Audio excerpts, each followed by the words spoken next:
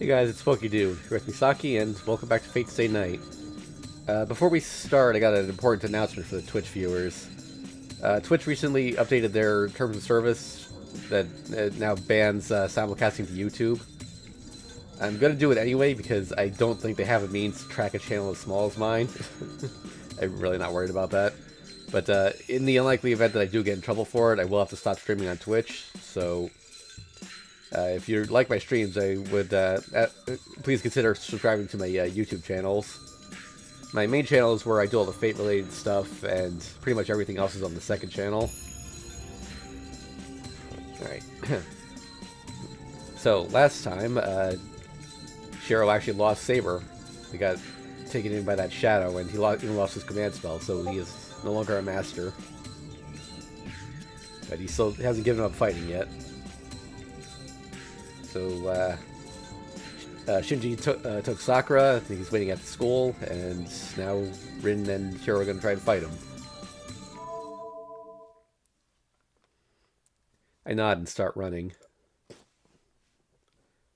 There's hot steel in my back. The magic circuit is already made. I tell myself that my only weapon is meant to protect Sakura, not to harm my enemy.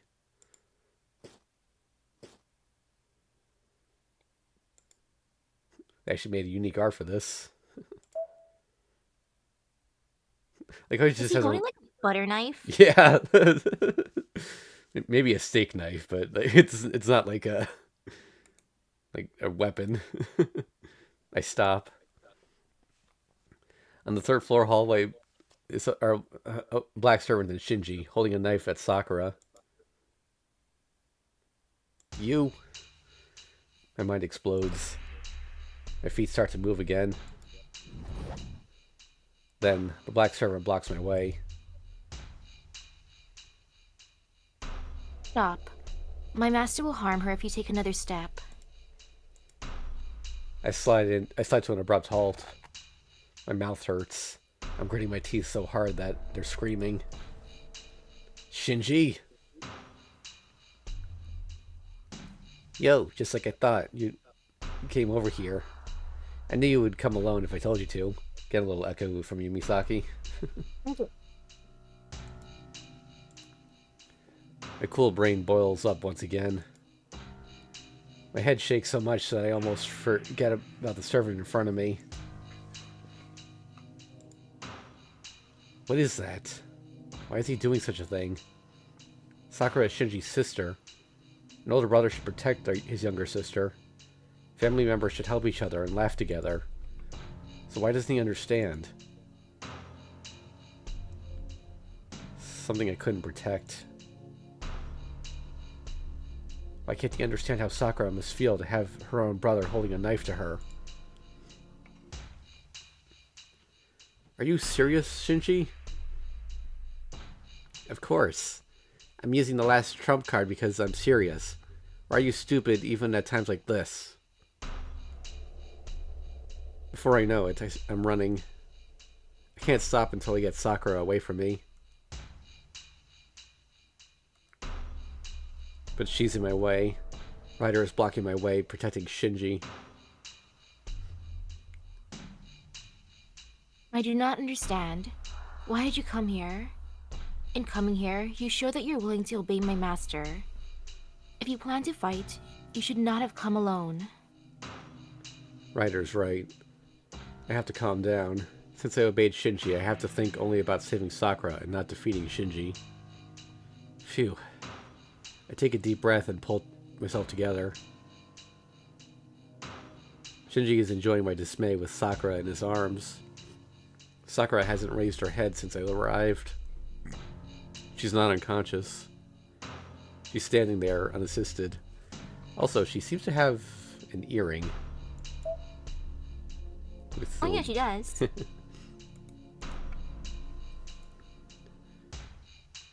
Her head is down because she doesn't want to raise it. Shinji, did you tell her about us? I glare at him, unable to hide my anger. Huh? Oh, I see. Yeah, don't worry, Emiya. Since you wouldn't tell her, I told her everything. I told her we're both masters and tried to kill each other. Did you want to hide that from her? You stupid? Of course she'll find out. She knew you were hiding something, but she couldn't ask you because she's just your underclassman. He presses the blade against Sakura's cheek. Sakura looks away, but grits her teeth so that she won't raise her face. Come on, don't be reserved and ask. Emiya won't hide anything now. See? It's your wish come true. She doesn't reply, with her head down. Hey, why aren't you saying anything? I told you to ask him. I'm telling you to ask him what he thinks of you and if he hates you after finding out that you're a dirty woman of Mato. Shinji? Her figure looks like she's apologized to me, and I can't contain myself anymore. It's fine now, right? I came here, just like I promised. Let Sakura go. What? I didn't promise you anything. I gave you a command. I just said I wouldn't do anything for Sakura if you came alone. Don't glare so much, Emiya. I'm not a devil. I'm glad that you want to save my sister. I'll meet your sincerity if you act accordingly. I can send Sakura home once we're done. I see. Is that a promise, Shinji? Yeah, I'll let Sakura go if you do as I say. This is a promise, I swear. Alright, so what do you want me to do? Do you want me to get on my knees and beg? Nope. What's the fun in making a guy beg? I brought you here to fight. I told you we're settling our match. Ryder takes a step forward. There's no enmity or intent to kill. Ryder steps forward to obey her master. But it's boring to just fight, right? It's not fair since I'm not a Magus, and it's obvious that I'll win in a fight. So to be fair, I'll have her fight you. Fight Ryder empty-handed, huh? That's like telling me to die. I won't take your life. I've told Ryder to go easy on you. Well, I'm sure you'll be a nuisance if you keep running around after today, so I'll have her break your limbs. Ryder is not holding her dagger. It seems she really is going to go easy on me. Isn't your job easy? You just have to stand there and get hit like a dumbass. Oh, but don't go down too soon, okay? If you faint before I'm satisfied, I'll have Sakura take the rest. Ryder comes closer. 3 more steps. Then I'll be within her reach. Heh, don't resist, but don't go down easily. You're contradicting yourself. What do you want, Shinji? Heh, isn't it obvious? It's obvious. That's obvious, isn't it? I just want to beat the crap out of you. Ryder springs forward. I raise both my arms in preparation for her attack. At that instant, an impact that almost blows the bones away. With it pierces my right arm. Gah! Shamed at my arm that was guarding my face. My arm is still attached, but it's numb and I don't feel anything. Ha! At least my senses as fast as possible. I can't do anything barehanded. Unless I strengthen everything that can be strengthened, my limbs will be torn clean off. I have to turn my uniform into steel and turn my body into something even stronger, or the next attack will kill me. A tremor runs through my left arm. The blow like a bush hammer penetrates through my strengthened uniform and tries to break my left arm. Ha! You! Both of my arms are rendered useless in a mere second. No, they do move, but I don't feel them. I can't use my deaded arms to block her attacks. If she takes another shot at my head now, I'll be knocked out for sure. Ryder is merciless. She beats me relentlessly, just as Shinji ordered. Her movements remind me of a machine. Gah! I protect my face with arms that barely move. From the start, I can't perceive Ryder's attacks to block them accordingly. I have to concentrate on guarding my head so that I won't get knocked unconscious. Gah! What is Ryder thinking? Even though my arms are an easy target, she ignores them. She only hits my exposed chest and stomach. They are agonizing blows, but aren't as strong as the attack that numbed my arms. It's strange. With the strength Ryder showed at the Ryoto Temple, a single blow should be enough to tear me in half. Is she going easy like Shinji said? Well, she is going easy on me by not aiming at my face, but even with that in mind, something's not right. In short, her power is way too different. The servant's power is in direct proportion to the magical energy you can feel from them. Ryder was a strong servant back at the Ryoto Temple, but the Ryder before me now is a Ryder that was defeated at the park. I don't know what happened if that's the case. But if that's the case, I still have a chance to outwit Shinji.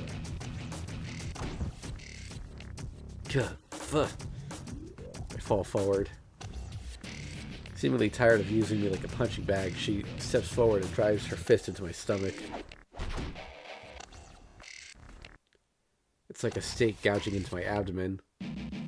The attack is really effective. The bruises from last night are screaming with pain. Gastric juice fills my mouth and I almost fall down to my knees. What? Is that it, Emiya? That's pitiful. You're in front of Sakura, so take it like a man. I fall forward. Ryder steps back and watches. Then... I grab Ryder's arm and force myself up. That's good, Emiya. You're as persistent as a roach. You're hilarious. Gah. Damn, that hurts. My head is spinning, even though she didn't hit me there. But, well, this is a third-rate show. Even if we continue, it'll just be more of the same. I'm getting bored, so let's finish it off with an exciting knockout scene. Same? Are you stupid? What's the same about this? We're standing in a different position now. Has anyone noticed I switched positions with Ryder when I pulled myself up using her arm?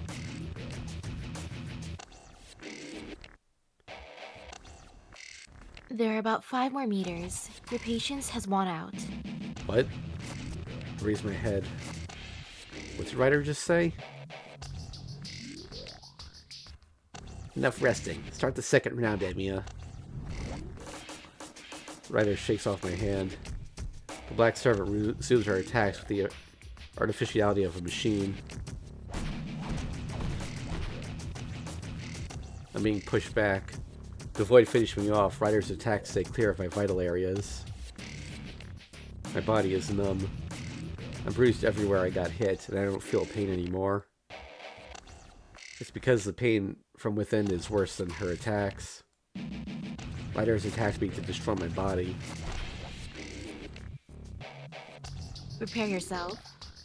The black servant closes the distance with an emotionless voice. And in that moment, I'm certain this isn't part of Shinji's plan.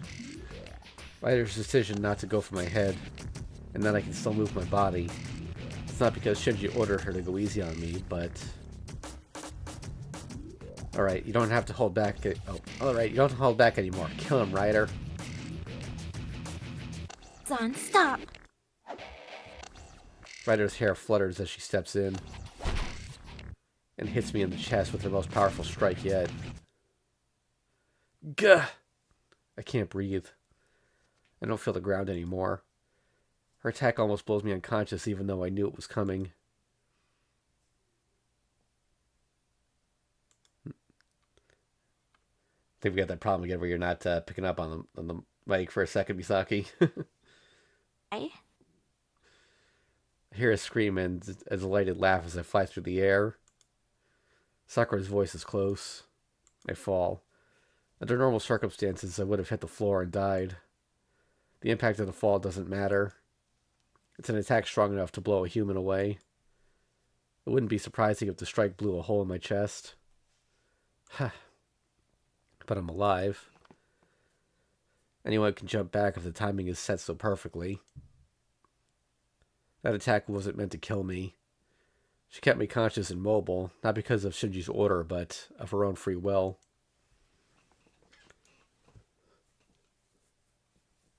That might be Ryder saying that? Or, I don't know, now. The range is perfect. I turned my body right before I hit the ground, straightened myself instantly. Huh? I grabbed the knife in front of me with my left hand. I catch it by the blade. I don't care about it digging into my hand because it's numb. What? I raise my other arm, without a thought for the pain. I punch him square in the face with my clenched fist.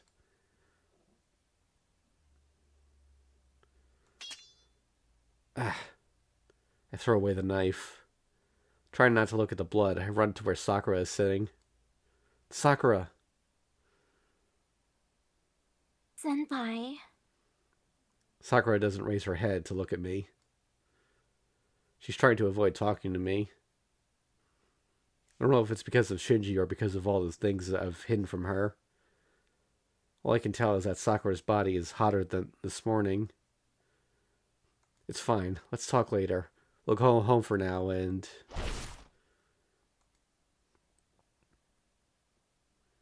I think that's Rin. Over. The match is decided, Shinji. Then, I realize that Tosaka is behind me. After being wounded by Archer, Ryder is crouching down on the floor. Her clothes are wet with blood. Even though it's not fatal, she shouldn't be able to continue fighting. Tosaka! Damn, that's not fair. You broke your promise, Emiya. I told you to come alone. Yeah, but that was an order, not a promise, right? Then I think it's illogical to call it unfair. That's sophistry. It's natural for him to come alone since he said he'll come alone. That's fine. We were together, but Emiya-kun didn't ask me for help. I came here because I wanted to. You're lying. Why are you here if he didn't get you? Emiya acted honest and tricked me. Oh, that? That's simple. I was next to him when you called. With such a loud voice, Mato-kun. I was able to hear you even though Emiya-kun was trying to hide it. Do you understand now? There's no way to just sit there if Sakura's been kidnapped. He lured Emiya-kun to you at the price of making me your enemy. So you're here for Sakura too? Sakura. I don't believe this. Are you still concerned about it? She's just a quiet bitch that shrinks with fear. Look, I'm a master. You shouldn't worry about them. You should just be concerned about me. Wow, he's that meme of, it's not about her, it's about me. I see. Then why don't you make your servant fight? Archer only cut her stomach. He hasn't destroyed the core of her embodiment, her neck, or her heart. Go ahead and heal Ryder if you're a legitimate master. Damn you. Shinji scrambles away and takes out a book. That's Shinji's command spell that burned up at the park. He still has it? Get up, Ryder. It's your master's order. Get up and beat Archer. There's no reply. Ryder is crouching, motionless. A puddle of blood is under her, and the blood keeps flowing. She's the one who needs help right now. To order her is to hasten her death. Damn, you're my servant, so fight until you die, bitch. Shinji's fingers tighten up on the book. That must be how he uses his command spell. With trembling movements, Ryder tries to stand. What do you think is written in the book? Probably nothing. But then why a book? Stop. That's enough, Shinji. It's enough. Shinji, give up. Ryder will die if you push her anymore. Servants don't die that easily. You just shut up and take care of that piece of trash. Shinji does not relent. I let go of Sakura and rush him again. At that instant... No, no more. Sakura? I stop and turn back. Clutching her stomach, she moans as if in the throes of a nightmare. What? Shinji's book burns to ashes just as it did that night. What? Wind blows inside the enclosed hallway. It's coming from Ryder, who's lying on the ground, and from Sakura, who's still crouching.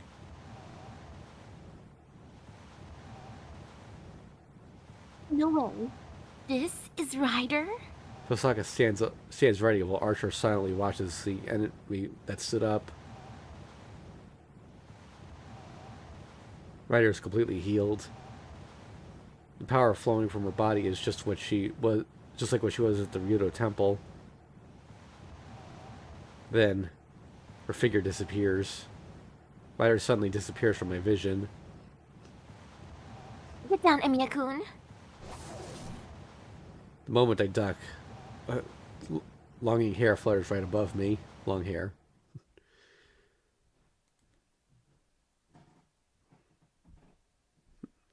Sakura. Ryder instantly jumps with Sakura in hand. She lands opposite us, between Shinji and the rest of us. Huh? What are you doing? Who told you to bring Sakura? No, there was no such order. As a servant, I merely protected my master. Ryder lets Sakura down and glances at Shinji. Her eyes are covered with her leather mask, but her expression is frighteningly cold. Don't be stupid. I'm your master. Why are you wasting time instead of protecting me? Shinji, a command spell appears on the body of a master. I have never accepted anyone who does not bear the holy sign as my master. What? You are a fraud. You have lost the book which granted you false ownership, so I can no longer obey you. Ryder turns away from Shinji. That motion tells Shinji that that she will never look at him again. Well, she never looked at him before. She has a blindfold. I see. So that's how it was, Ryder. Your guess is correct, Archer's master. You already knew, did you not? Yeah, I knew it was strange.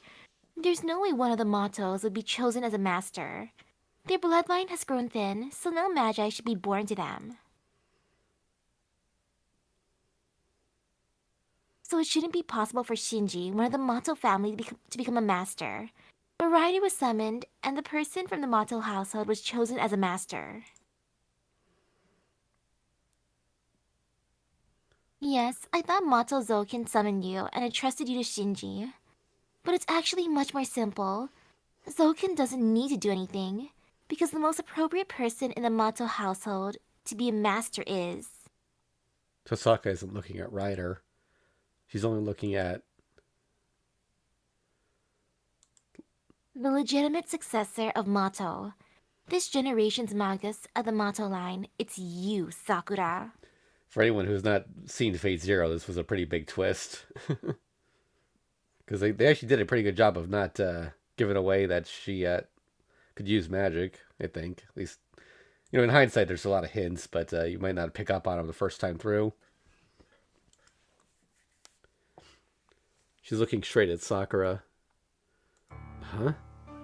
I can't say anything. Tosaka and Sakura. I can only look at them alternately, try to figure out what was just said. My left hand hurts. A relaxed mind finally starts to inform me of the pain on my hand. I see. It seems my mind is calm. Tosaka's words and the sight of the command spell on Sakura's left hand have numbed my senses, but my mind isn't surprised at all. Only, why? Why did such a thing happen? Sakura is hanging her head as if trying to hide. Judging by her body language, she didn't want me to know.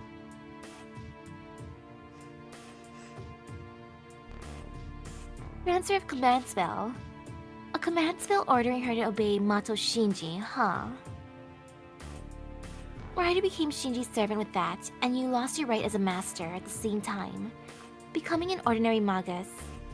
So when I first had you show me your arm, you'd already given your command spell to Shinji.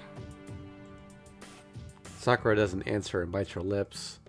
Then, damn, again, Sakura? Give me the right to... Again, Sakura, give me the right to control her again. Shinji runs it to her as if begging her. Hey, say something. You don't want to fight, right? You said you didn't want to be a master, so that's why I took over in your place. Why are you pretending to be a good girl now? Shinji raises his arm, but there's no need for me to stop him. Ryder, are you going to disobey me? You are not my master, Shinji. If you intend to harm Sakura, I will kill you. Ryder releases him. Shinji backs away, clutching his arm where Ryder gripped it. Ha ha! I see. You'll regret that, Ryder. No matter what you say, everything will be back to normal when Sakura makes another book. Do you know what'll happen to you once you become my servant again? It's useless, Shinji. It's almost impossible to entrust a servant to a human, and someone that's not a magus at that. The transfer using the command spell made it possible. Yeah, there's one more command spell. Sakura won't disobey me, so... That's why this is it. Sakura only has one more command spell. If you use it, you have no way to control Ryder. Ryder would be freed. You can't bind a servant with a fake right made with a command spell. It'll just burn your book like earlier, even if you order Ryder. What? Then I'm... Yes, you lost your chance to be a master. No, you were never a master as you were only controlling or using a fake command spell. A crack runs through. With a sound, the existence of Mato Shinji breaks. Ha! Ha! I see. So it was impossible from the beginning. I have no talent. The old man cast me aside as a failure, and I was pitied. Yeah, it's only natural. I knew it. I knew it. I knew it. I knew it. I knew it. I knew it. I knew from the beginning that I'm not suited. Nisan.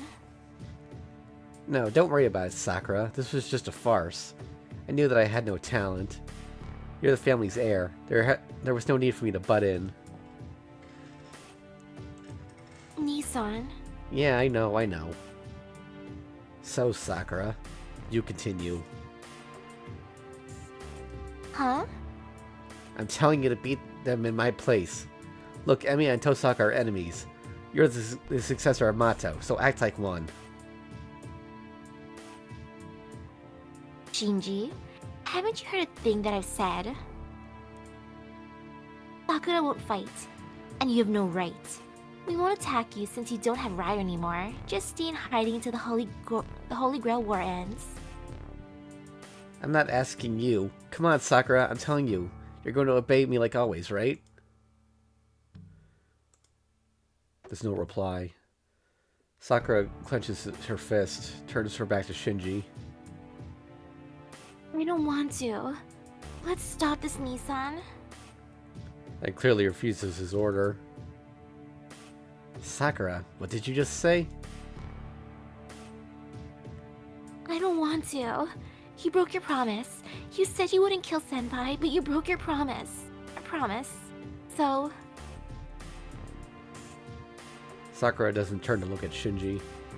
Shinji looks at it like someone else's... Looks at it like someone else's matter and laughs. I feel a chill, and in that instant...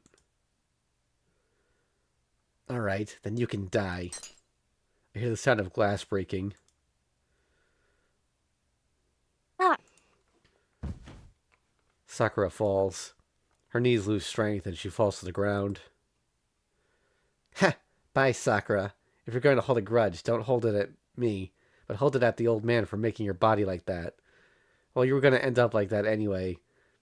It's better for you to be freed from the pain now. Shinji runs away. Let's take a look at that. Yep. So, some kind of green liquid in that earring. By the way, you know the new 3-star craft essence that shows Shinji holding a flask with a green substance in it? Is that it? Did you Yep. throw that on her? Yeah. Well, he put it in the earring that put it on her, so...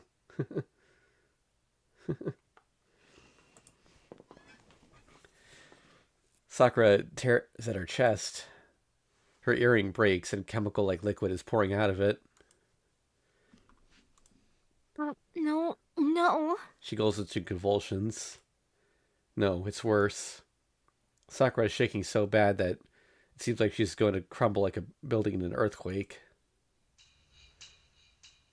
Sakura, I don't get what's going on. In my worry, I run to her.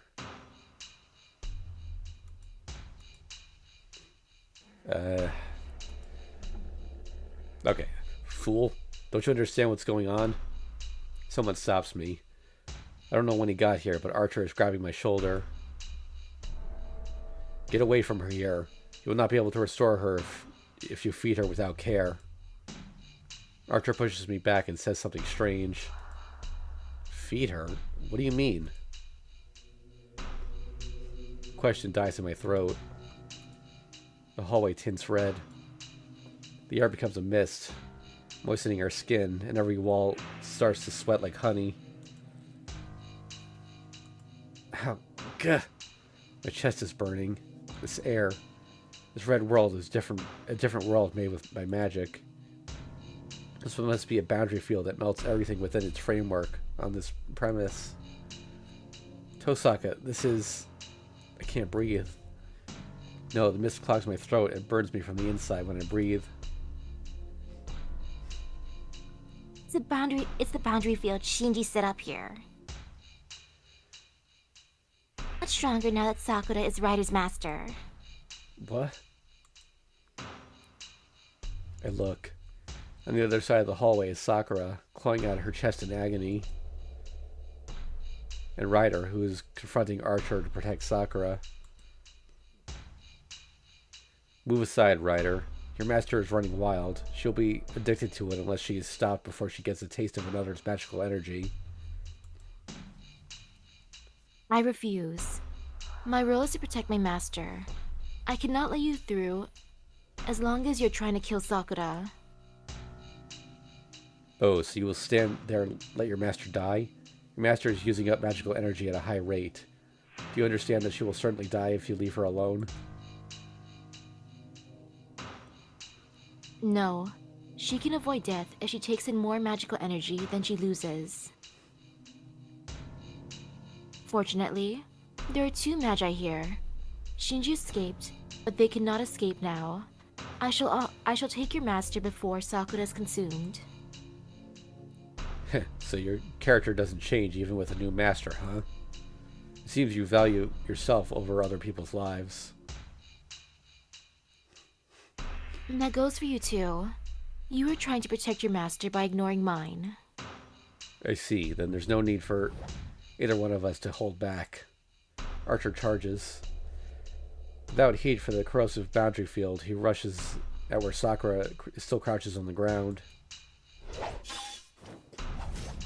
And he clashes with Ryder as she blocks his way. Hey, are you okay with this, Tosaka? Started fighting with Ryder. Of course they have to fight. We won't last like this. And as a fellow Magus, I have to prevent Sakura from becoming a heretic. Huh? Heretic? Those people who use magic against the law of the association? Or people who cannot stop the magic circuit and destroy themselves? Wait, what is that? Why Sakura? He's running wild. Ryder made this boundary field, but Sakura is the one maintaining it. I don't know what Shinji did, but Sakura is attacking indiscriminately now. But Sakura is just like us. It's just painful, and she just wants air, so she's sucking on other people's air. Her magical energy in this case. I can't leave her be as a supervisor for Yuki. What? You can't leave her be. What are you going to do to Sakura? Ask Archer. I only know of one way to stop a Magus like that, but Archer might know of some other way.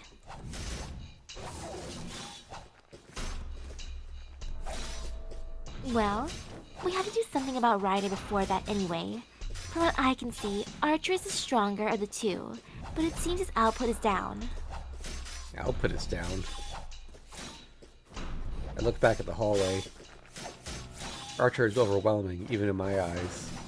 In terms of pure power, he's stronger. There's no way that Ryder could hold him back. But it's strange. Ryder strengthens her agility. She shouldn't be good at fights where she has to protect someone. Being forced to protect someone should put her at a disadvantage. Archer should have already defeated her now, moved on to Sakura. That's not the case. So could Ryder be overwhelming him? Archer's sword swings through the empty air. Her hair flowing as she moves. Ryder attacks back and avoids the attack, then steps in and slashes at Archer. But Ryder isn't the only one who attacks and defends at the same time. Archer repels Ryder's dagger with his other sword and pushes her back. Advance and retreat. They are evenly matched. Archer cannot press forward.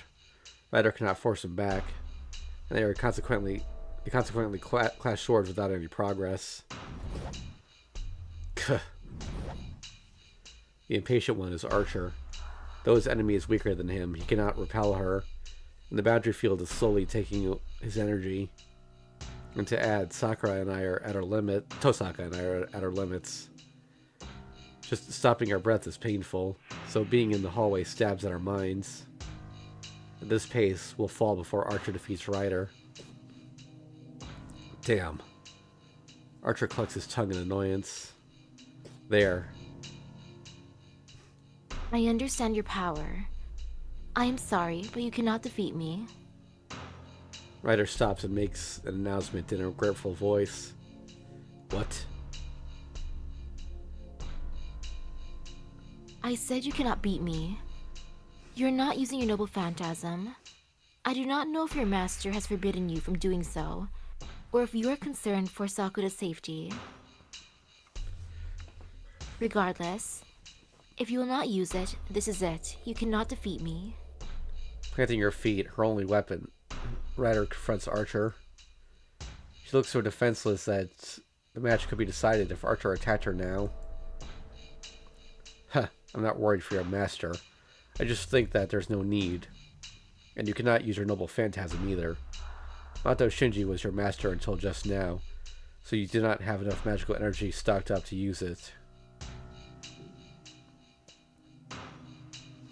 Yes, Shinji could not give me magical energy, so I cannot use my noble phantasm right now.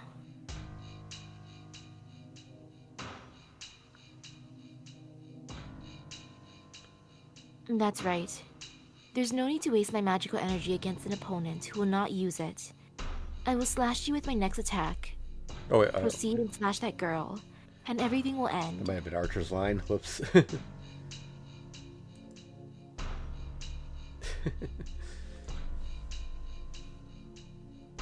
Yes, let's say that's how it'll be.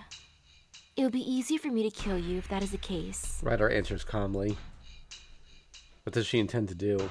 Without even readying her weapon, Ryder stands against Archer. No, Ryder! But stops when she hears the voice. Please endure there, Sakura. I will solve everything. Stop! Please stop, Ryder! I didn't call for you for something like this. I cannot follow that order. Your life takes priority above all else. Ryder raises her arm. There's 4 meters between her and Archer. Maintaining that distance, the black servant puts her hand on her face and... Also, this is what you wished for, Sakura. She releases the black seal.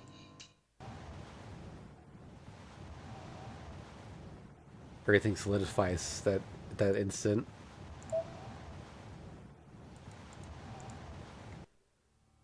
Rider's naked eyes. They are inhuman eyes, one of the highest rank among numerous mystic eyes.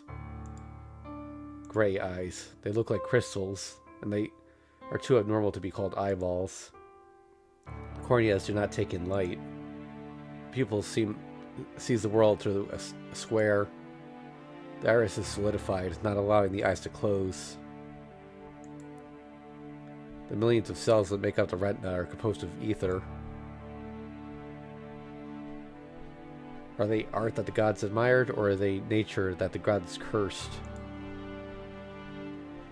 Rider's gray eyes are abnormal, and at the same time too beautiful for any human to have.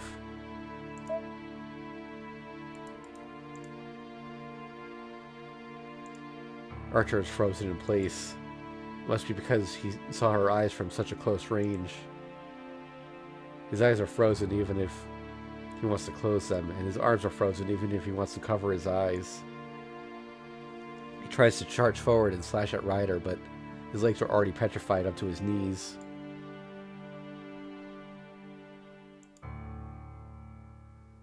No way. Mystic eyes of petrification? Tosaka's voice is almost a scream. I can't tell what kind of face she's making. My eyes are also captivated by Rider's mystic eyes, and I can't look away. My blood is thickening. The flow is solidified, and my senses are ceased. Mystic eyes. A single action magic that magi have. It takes the eyes, passive receptors of the world, and makes them function actively to influence the world. It indiscriminately casts its magic upon anyone within sight, though the effect is vastly increased if the target meets your gaze. In short, it's something not to be looked at, and that it is a frightening magical nature that entraps anyone that looks at them. Their abilities and concealable nature make the mystic eyes proof of a first-rate magus. The technique to make one's own eyes into magic circuit is close to that of a magic crest. But then artificial mystic eyes only have strong enough power to cast charm or whisper. Possessors of truly powerful mystic eyes are always born with them. Binding, coercion, contract, burning illusion, extreme luck, death perception. Mystic eyes that directly intervene with another's fate are called noble color, and among the highest ranked of them are eyes of petrification. No magus of this age possesses these eyes. There are only a few magi that make petrification magic possible. How great a miracle it is to be possible to petrify others just by looking. Breaker Gorgon.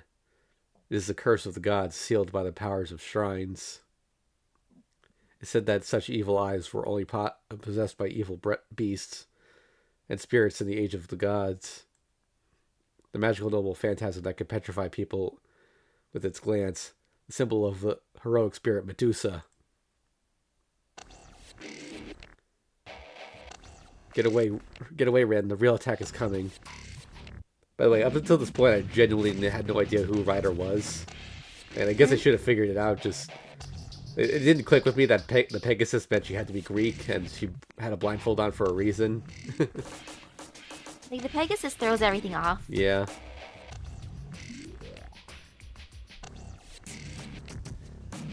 Archer screams, his body now petrified up to his waist. Beyond him, the dark red wave is expanding from within Rider, who has released her mystic eyes. Wait. Tell me. Tosaka is moving too slowly. Something terrible is flowing forth from the other side of the hallway. The wave becomes sharp like a spear and aims straight at Tosaka. She'll die. Tosaka must be more entranced than me, as she cannot even move a step. Unable to dodge, she will be impaled by the spear. With the scene of several seconds in the future in my mind, I put the save down.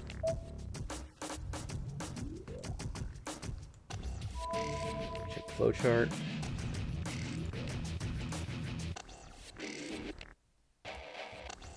Close my eyes and attack Ryder. Does. I'm the only one who can move. Archer and Tosaka are sealed by Ryder's mystic eyes, and I just need to get the main cause. I run at Ryder. Even if I can't beat her, I should at least be able to make her look away from Archer for a second. Are you stupid? Don't look directly at her. I ignore Archer's voice and run at Ryder. If those are mystic eyes of petrification, I just need to close my eyes. The hallway is small. I know how much distance there is between us. Ryder can attack me, or I can haphazardly attack her. Either way, Archer should be able to do something during that opening.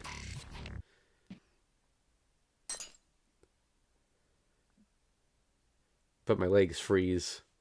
No, they are literally petrified. What? It's not just my legs.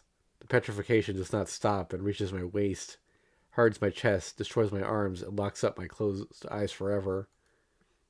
Why? Foolish. Trying to block my mystic eyes by merely closing your eyes. It doesn't matter if you look at me with your naked eyes or your mind's eye, as it is a curse to look at me in any way. I can't move my throat or my mouth. I can't even tell what's going on. Even if Tosaka screamed, or if Archer fell to the ground, I have no way to know, as I'm petrified. My body is turned to stone, and my mind is swiftly following. The three sisters from the legend are immortal. Just like them, my body will never change. Dead end.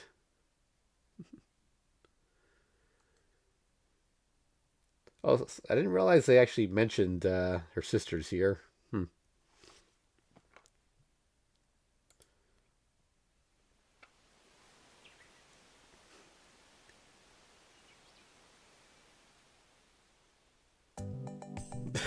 Little Sakura in the back.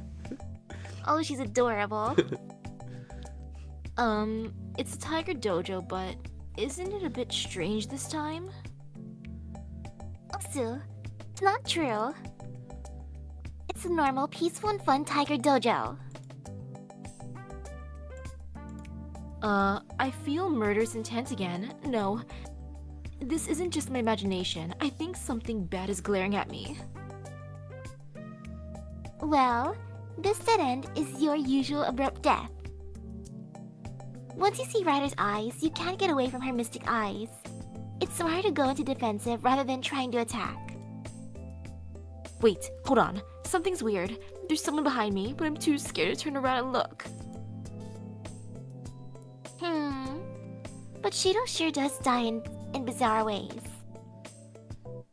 It's rare even in our world to die of petrification. It's near me. The rare death is right near me. Why do I deserve this? Why? It's because Sakura is the type to bear grudges. Don't you remember saying it before, Taiga? You said Ryder's master is a twisted snake woman. Whoa. Maybe I did say something like that. Whoa. Help me! Someone! Goodbye, Taiga. Well, the Tiger Dojo's over. You reap what you sow. Be careful about talking behind people's backs.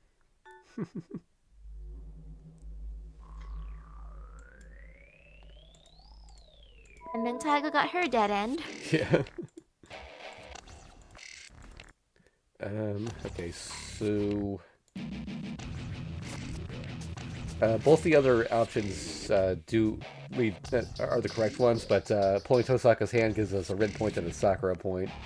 I think we have enough Sakura points so we don't have to worry about them anymore, but do you have a preference?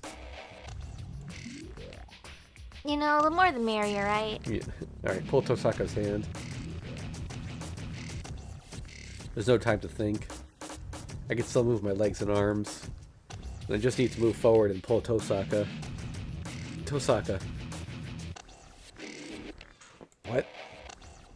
Oh, wait. Tosaka doesn't even budge when I grab her arm and pull. It seems she's heavier than she looks. Damn, you're heavy. She doesn't move even when I pull with both my arms. And all that's left is... Damn, just move. I charge at her to push her away.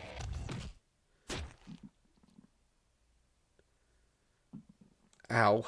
Oh, I hear a dull piercing sound. Doing? I can't hear her voice clearly.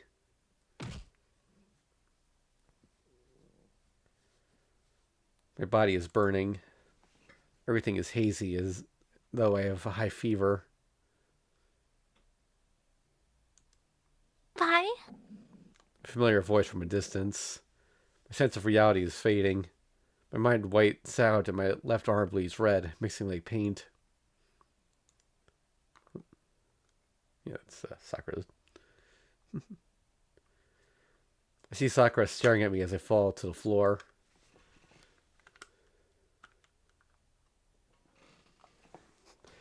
Wait, did that one not pick up? Like, yeah, we gotta figure out what's causing that, Misaki, because it didn't used to happen for a while.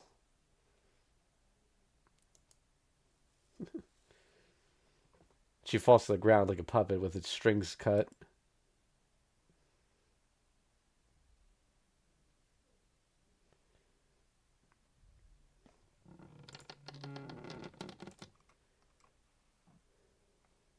Feel? Have you calmed down? Sitting on the church's long bench, I nod silently. I see. Then there's no need for treatment. Your wounds should all heal as your energy returns, so just rest for now. Tosaka sits a bit away from me. The distance between our minds is greater than this. There's no idle conversation as we wait for Kotomine. My left hand screams with pain when I clench it. It feels like there's a nail driven through my palm. The cut from grabbing the knife hurts more than the bruises from Ryder or the stab wound from Sakura. The dark clouds block the view of the night sky. The rain clouds tell me it's going to rain soon. I guess the spear-like thing that attacked Tosaka was Sakura's magic. The magical nature that the Mato household inherits is absorption. When lack of magical energy made Sakura suffer, she unconsciously cast a spell. She probably aimed at Tosaka because she had the most magical energy there. I stabbed and entangled around my arm because I pushed Tosaka away, and it sucked all the magical energy out of me. Magical energy is life force. It's natural for me to lose consciousness when it's sucked out of me. I'd already used up my energy when I fought Ryder, so I easily fell unconscious, and Tosaka brought me to the church after that. I hear Sakura fainted when she saw me fall. She attacked herself. Tosaka murmurs and explains to me that she's getting treated in the back right now. It seems Sakura is in critical condition. The liquid that came out of her earring was poison, and Kotomine is purifying it now. Tosaka doesn't say anything. Neither Archer nor Ryder are here. Only the two of us are in the church, waiting for Kotomine's return. Tosaka. So sitting down, I call out to her. What? I want to ask you something. I thought so. Fine, I'll tell you. It's no use hiding it from you, and it's meaningless to do so now. So you want to ask about Sakura? I nod. Tosaka takes a deep breath and starts to talk in her normal tone. It all started quite some time ago. The Mato blood started to run thin, and their children were born with fewer and fewer magic circuits. The family is originally from another country, so I think the land of Japan didn't suit them. Their decline started when they started living here, and the magic circuit finally disappeared in this generation when Shinji was born. The history of Mato ended with that. They should have taken an apprentice or something if they wanted their quest to continue. But the Matos are a distinguished family, and to the last, they refuse to take in an outsider. As a result, their successors had less magical energy, and it finally ran out in the end. They finally started looking for an apprentice when that happened, but no Magus would come to a fallen family. Hundreds of years of Makiri history should have ended at that time. They weren't people who could give up then. Shinji's father adopted a child and taught the child magic. So, I expect you wouldn't know because your family is a special case, but a family of magi hands down its secrets to only one child. They don't teach magic to any other children. Zoken said this, right? If there is a sibling, one is your successor while the other is raised normally or put up for adoption. There's no need for two successors. In the case of siblings, no, sisters, what would be done to the one who wasn't needed? Some may raise her and hide her from the fact that they are a family of magi, but it's difficult and inefficient. If they trained their magic circuit over many generations, it would not be their wish to waste the excellent Jean, even if she is not chosen as the successor. Then Tosaka. Yes, I had a sister a year younger than me. The declined Mato family had no hope of someone giving them a child for adoption. It's only natural for them to rely on the Tosaka family, the ones they held a pact with for a long time. I don't know which one of us my dad intended to make his successor, but I remained a Tosaka, and she was taken to the Mato family. That was 11 years ago. I couldn't go see her much after that. It was an agreement made with Mato, and I couldn't readily go see the successor of the Matos. I see. Then you and Sakura are... Real sisters. Well, we never called each other like that. I don't know how much emotion is contained in those simple words, but that makes me understand why she always asked about Sakura, why she didn't let Archer use his noble phantasm. That's good, you're on Sakura's side. The dim light shines into the gloom in my mind. I don't know what's going to happen to Sakura or what she's going to do from now on, but if Tosaka cared for Sakura, then there just might be hope waiting on the ominous path ahead. If I didn't know Fate Zero, I would have never guessed they were sisters. Yeah. They look nothing alike. No, I'm not her ally or anything. But Tosaka denies me as if reading my thoughts. Not her ally? Right, if Sakura can't be cured, I'll dispose of her, just like I would with any other master gone rampant. I can't sit idly by while a Magus indiscriminately attacks people. If Kirei can't treat Sakura, then I'll just have to get rid of her myself. What are you saying? Sakura's your sister, isn't she? Don't ever say something like that. Sakura is a child of the Matos. She stopped being my sister 11 years ago. Tosaka, you... Humph. The outcome won't change even if Sakura is my family, as you say. It wouldn't change anything. In fact, that would give you even less right to interfere. Tosaka speaks as if it's a matter of course. Then you're... no different from Shinji. But before I could say the worst thing possible...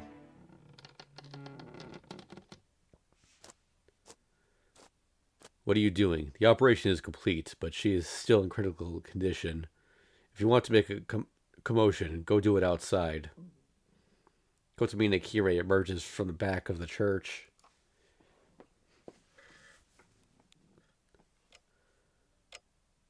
Kotomine, how's Sakura? Humph. I can't tell if you two are on bad terms or in good harmony. Oh. You're just mistaken. I see. Then sit down. I shall explain the state Mato Sakura is in. Taking our separate seats, we listen intently to the priest. To put it simply, there is a poison, a worm, in Mato Sakura's body. The worm is called crestworm. Okay, so that wasn't a translation thing. That's actually just what it's called. It is like an artificial sanshi, the three corpses. Do you recognize this name? I shake my head. Sanshi. Bug said to inhabit a human body that reports the person's evil deeds to the judge of hell. I've heard of Sanshi, but I've never heard of a crestworm. So you do not know. Well, it was originally just a harmless parasite. It's a familiar that lives off of the host's magical energy. It is of the lowest rank of familiars, as it does nothing beyond telling its master whether or not its host still lives.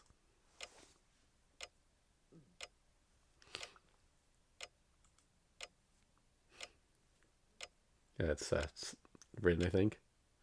See, so it's like a monitoring device. So Zokin's monitoring Sakura with that. Oh, oh. When was it decided that Mato Zoken is the master of the crestworm? I'm sorry, but I'm in no mood for your long talk. Who else but that old bastard would do something like that to Sakura? I see, that is certainly true. Mato Shinji cannot use crestworms, so it can only be that vampire. Right? Just go ahead and tell me the result. Can Sakura be saved or not? You're being hasty, Rin. You seem to understand her condition, but the boy does not. We should explain for his sake, right? Tosaka looks away awkwardly. Judging by her expression, she doesn't want me to find out. Well, what should we do, Emiyashiro? Rin says she just wants to know the result. No, please explain things in order, Kotomine. I'm sorry for Tosaka, but I can't yield to her about this. If this has to do with Sakura's life, I have to know everything about it. Then let me continue. The crestworm I explained earlier is undermining Mato Sakura's nerves. It must be the result of 11 years spent growing within her. The crestworm has turned into a nerve, like a magic circuit, and it has entangled with her own, swarming all throughout her body. It has transformed into her magic crest. Under normal circumstances, it is suspended, having no effect on Mato Sakura's body. But once activated, it will violate Mato Sakura's nerves and will keep moving using her magical energy. That's what happened earlier. The crestworm roamed through her body, absorbing her magical energy. Had she remained in that state for half a day, she would certainly have died. The crestworm would suck all of her magical energy as its power, then eat her flesh as nutrition. It means she would have her body consumed after her magical energy was sucked dry.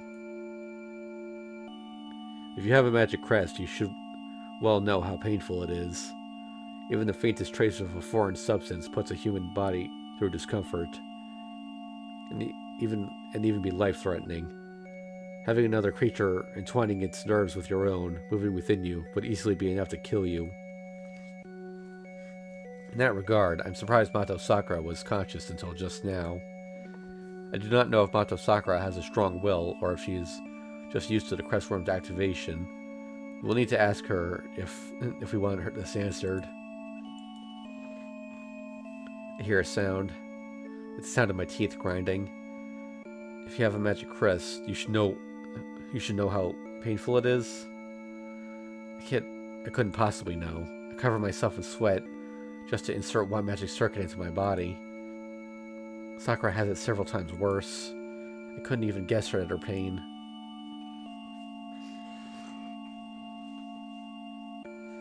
Hold on, you said if it's activated, right? Then the crestworm isn't usually active? That is correct. The poison put on her only awakens the crestworm. The crestworm is only an observation device. It is only activated as punishment for the host, Mato Sakura, when she breaks a certain condition. Just listening to his words makes me go crazy. I know it's not something Kotomine did, but I almost attack him for saying that. I suppress my selfish emotion and... What is the condition? Urge him to go on and tell me the heart of the matter. Mato Sakura fell, and Rin tried to save her, but Ryder prevented her from doing so. Then the condition is obvious. To abandon the battles as a master. That should be the restriction of the Crest Worm. She has approved of the battles by entrusting Ryder to Shinji. The Crest Worm will torment her as she refuses it now. Just calm down for now, but the Crest Worm will keep tormenting her. It will tell her, "What are you doing? If you are truly a master, then go kill the other masters. If you cannot, I will eat you and kill you." My mind almost breaks down.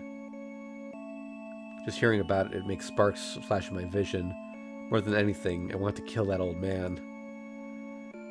That's a condition Sakura must follow? It seems so. Nothing else seems likely. Then, can't she just not be a master? If she uses up her command spell and cancels the contract with her servant, she won't be a master anymore.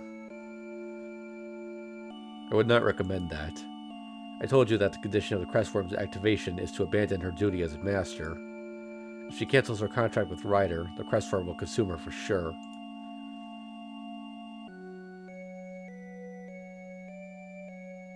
I see. So she can fight and survive, or refuse to fight and be killed by the Crestworm. Those are the only options Sakura has, right? Right. The Crestworm will torment its host as long as the Holy Grail War continues. If her condition keeps up, her body will not last long, and her mind will be destroyed. She has a magic crest all over her body, after all. You should understand how absurd that is, Rin. Yeah, even though I should be familiar with my body, I still periodically get the urge to cut off my arm. I'm like this with one arm, so her function as a human should be violated if she has it all over her body. She's no Magus, but a cluster of magic circuit.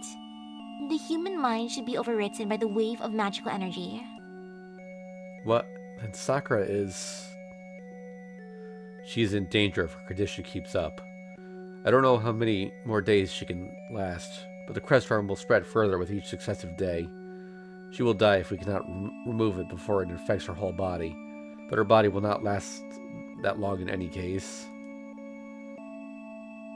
The only thing I did was purify the poison. Surgery to call back her lost magical energy and mind is after this, but the chance of success is very low.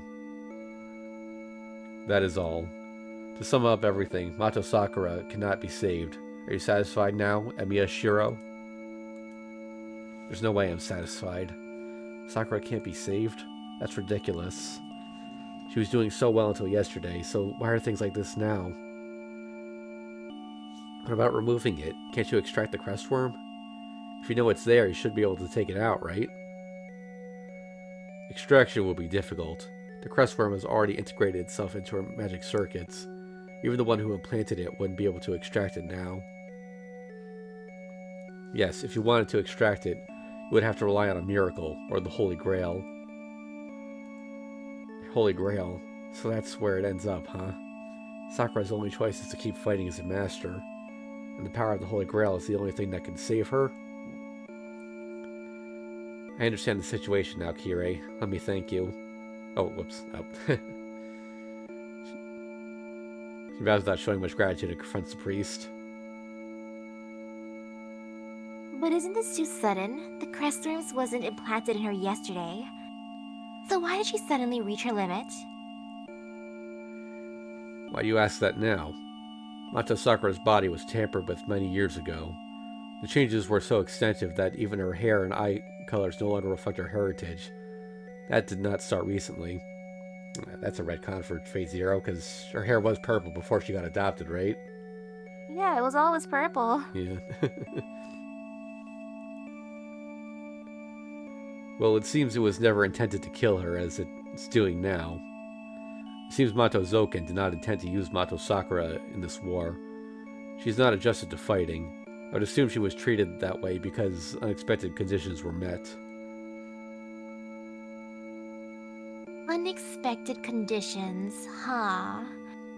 I don't know what those are, but that means Sakura suddenly won Zokin's confidence. Well, if we check the flowchart, the conditions are to make 3 specific choices before day 3.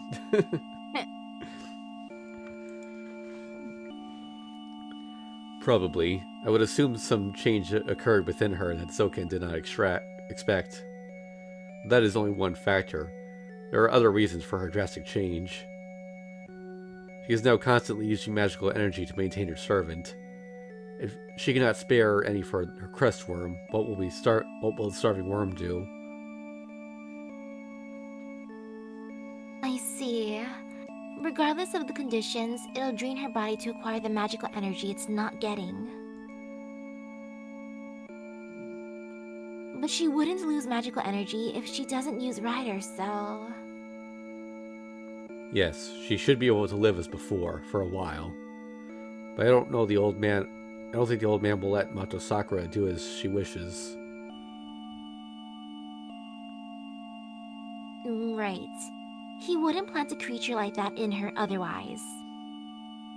The worm will kill her if she doesn't fight. And her body will also be destroyed if she fights and uses up magical energy. No, not only that, but Zokin can do anything he wants with Sakura, because he's the one who planted the worm in her. He can do anything he wants with Sakura? Yes. Zokin is holding Sakura's life in his hands, so defeating Zokin is the only way to save Sakura.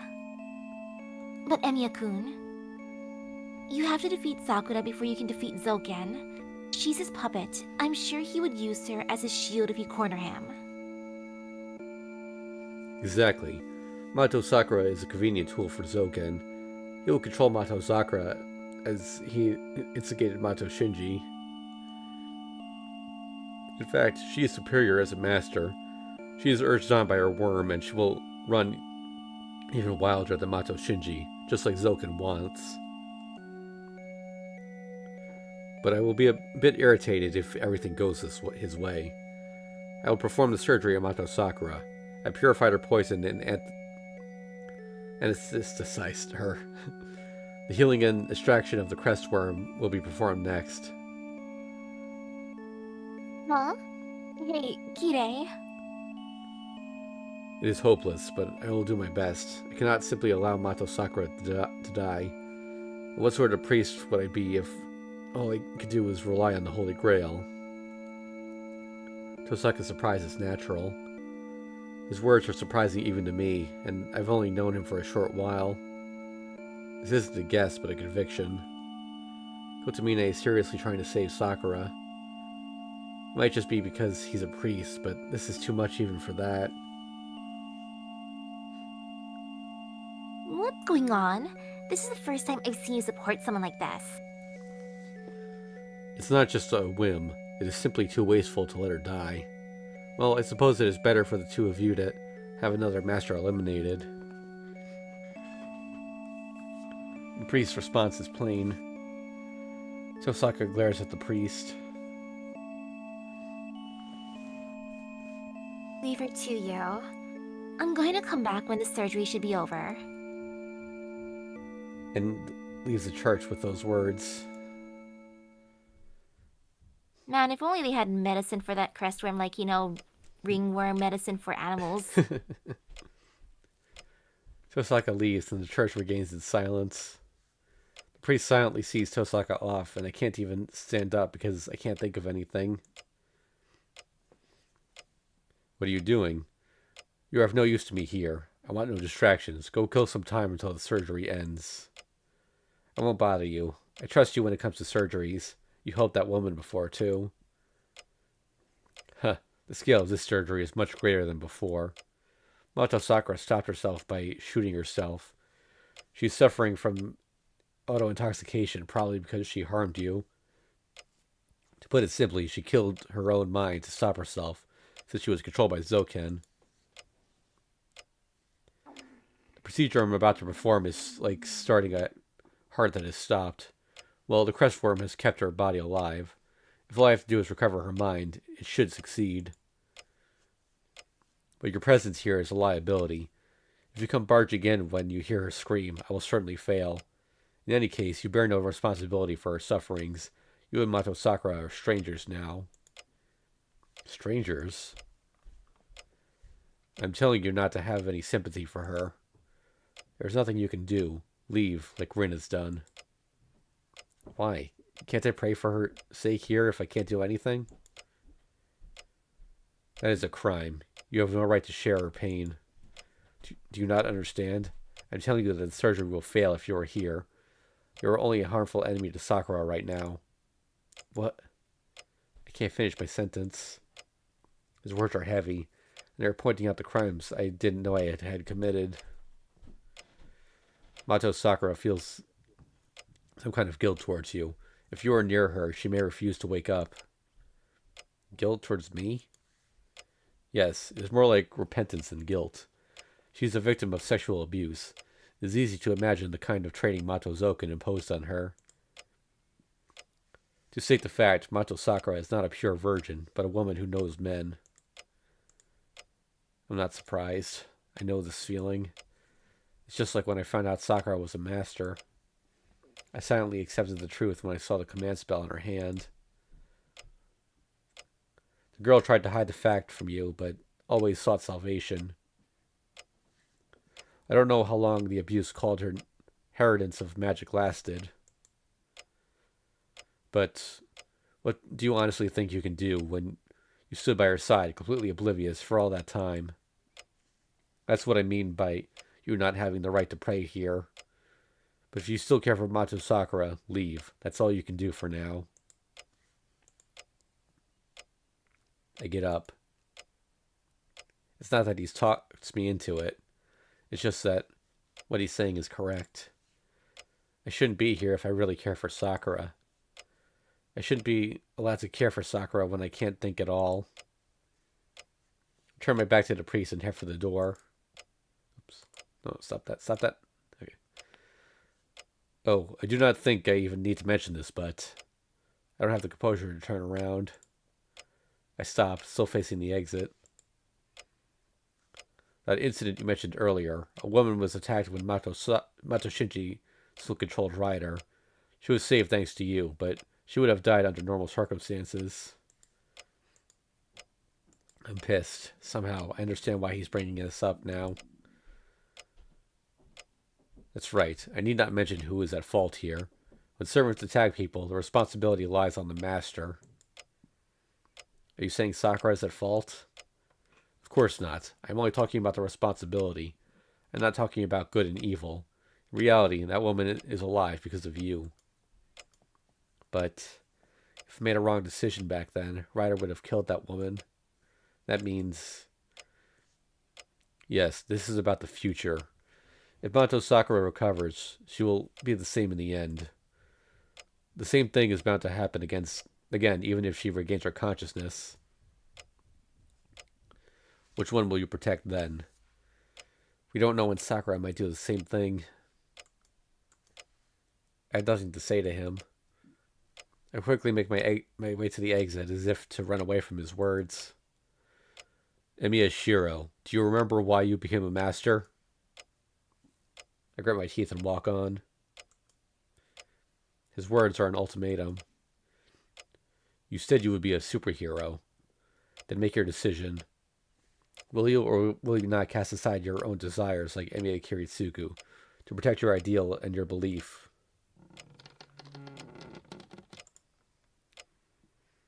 I shut the door. The door to God's house is heavy like the cross. I smell rain. The plaza is empty and no one is visiting the church. There stands a man waiting for me without his master. Archer. I strangely don't wonder why he's here and why he's waiting for me. Red Knight silently stares at me and closes his eyes, once as if to part with something. You know right, Emiya Shiro. What are you fighting against, and who you are fighting against, and who you must kill? It clearly states the question I must answer. His words freeze my heart. I know. I vowed to fight to stop the war, to stop masters who involved innocent people. That was my decision. That's why I asked for Saber's help. I can't go back on my word. And Sakura as the master, I should be stopping first. I know, but I can't say anything. The knight in red remains silent. We stand there, staring at each other under the gray sky. And do as you wish. My goal has changed. Now that things have appeared, it is not the time to be caring about personal grudges. What? This is a warning. If you're going to protect the belief you've had until now, that's fine. But if you choose another path, there will be no future for Emiya Shiro. Does that mean I'm going to die? If you equate self-imprisonment with death, isn't that right? You've existed until now to let people live. How can you throw away that oath and discard everything you had to save one person? Excuse me a second.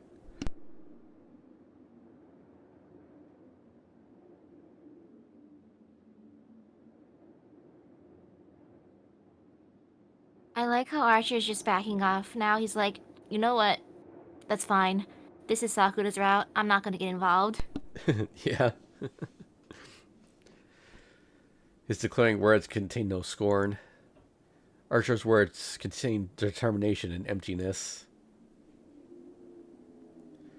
I don't know which path Emiya Shiro will choose, but if you are to deny everything you've done to save one person, that crime will definitely judge you. Archer leaves. Unable to stop him, I start down the hill, paralyzed by indecision.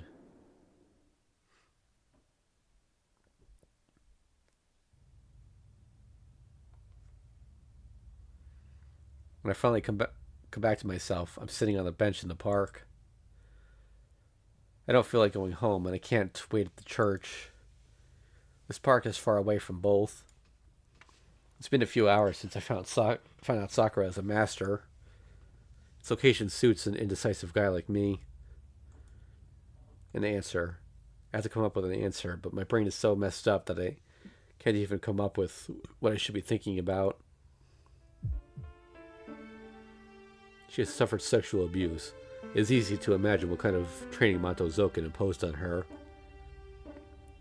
To be blunt, Mato Sakura is not a pure virgin, but a woman who has known men. Shut up. Don't repeat it. I understand. I'm a magus, even if I'm just an amateur. I know what it means, and I can tell what Sakura has been through. That girl tried to hide that fact from you, but always sought salvation. Someone who sat by, oblivious, has no right to care for her.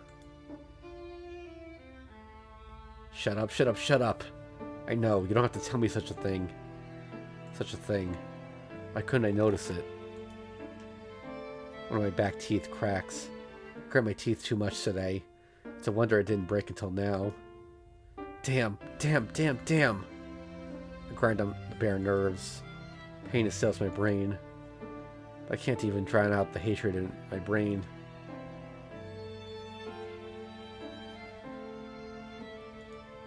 A fire ignites inside my head. Now that I know the truth, thinking about our time together drives me crazy. Sakura was smiling. She was always smiling gently. I never knew what kind of pain she went through, and I accepted her as a matter of course. I don't care if her smiles were real or fake. It makes me want to kill him just thinking about what kind of pain was hidden behind her smiles. Mato Zoken. I can't forgive him. I don't need recompensation. I want to eliminate him and remove him from Sakura's life. Because everything is his fault. Sakura would have been able to live as a normal girl. She would have never had a crestworm in her body if it wasn't for him.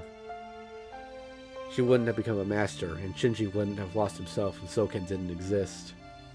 So, if he had never existed, none of this would have happened. I punch the bench. The wound on my hand opens up. Blood drips down onto the white bench. Clear colors transfer into my head. How stupid. What would have happened if he didn't exist? I'm disgusted with my own foolishness. This has nothing to do with this. That has nothing to do with this. Why am I pushing the responsibility onto someone else?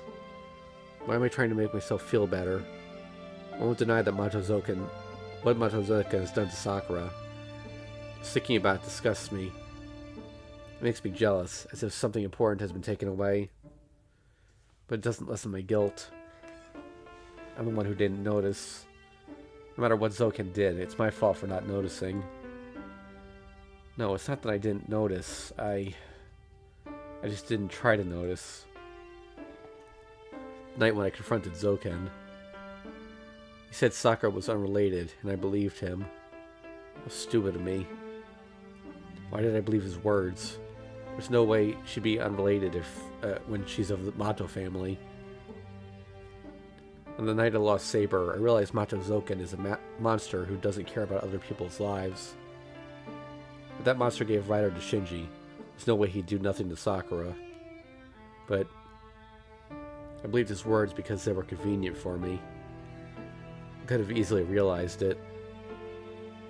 Something I could have guessed with even a little thought. That's why I wasn't surprised. I knew it was obvious when I found out Sakura is a master, and that she's been raped until now. But I didn't think about it because I couldn't keep going if I realized it. If I realized I'd have to fight, Mato-Zoken is evil. The superhero has to fight against him. No, it's clear what I must do. If Sakura is going to be Zoken's puppet and use Rider to indiscriminately attack people, it's clear what I must do. That's why I learned magic. I've been able to live because I have to save people from unreasonable disasters. So it's clear. It's just like the Red Knight said.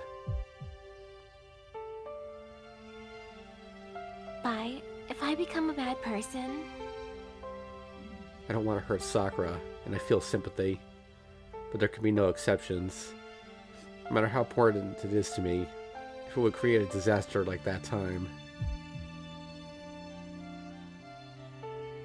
Yes, I wouldn't mind if you do so. I just need to eliminate it. I shouldn't have to think twice, so why? Why am I desperately trying to keep myself from throwing up?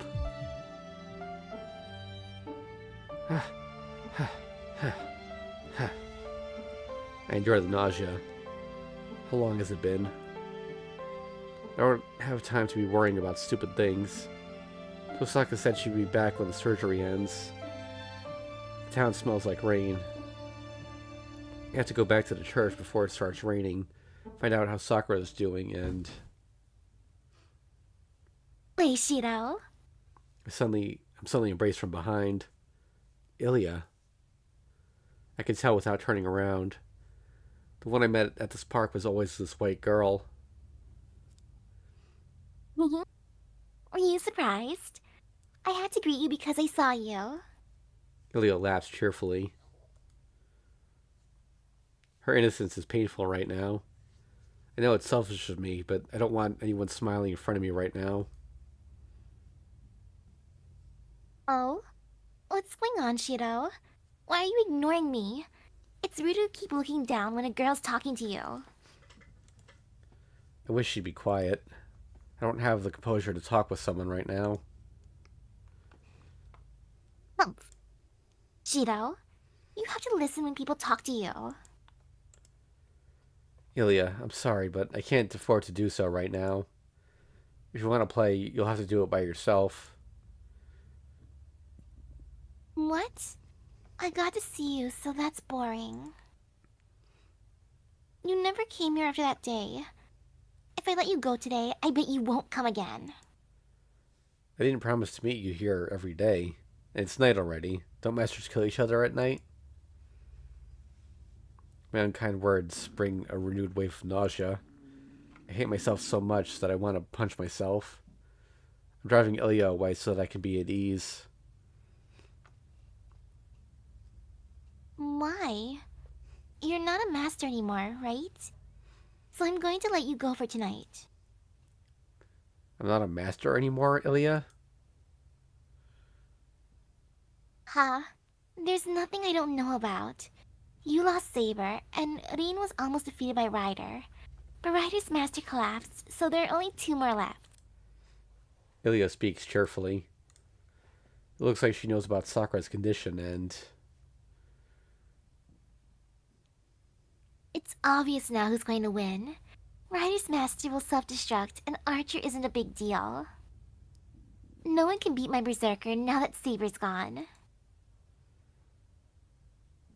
See? So let's play. You're not a master anymore, so I'll specially invite you to my castle. Ilya hugs me without reserve. Seeing her innocent smile makes me so angry that... Shut up! I said I don't have such time. Go play by yourself if you want to play around. Yeah? I push Ilya away in a fit of rage. Oh, it's too late to regret what I've done. Ilya is standing there in shock. I can tell without looking how shocked that must have been for her. How shocking it must have been. I've pushed aside an honest, pure show of affection. It's like a parent rejecting a child. I've just ruined everything Ilya felt for me. She stares at me in silence. Unable to hold her gaze, I look down. I'm sorry, Shiro. A small hand pats my head. What? I raise my head again. Ilya is looking at me with a worried expression. Ilya, aren't you going to get mad? No. You're about to cry, Shiro. I don't know what happened, but it'd be too bad for you if I hate you. So I'll be your ally no matter what you do. My vision is covered in white. It's just one phrase. But that phrase washes everything away from my head. My ally? Yeah. It's natural to protect the ones you love, right? Even I know that. Someone's ally. Ilya easily tells me the motive to be on someone's side. I know what's right and what's wrong. What I've protected until now, and what I want to protect right now. I know which choice is correct and which is wrong. With that in mind, I put a save down. Persist on being a superhero.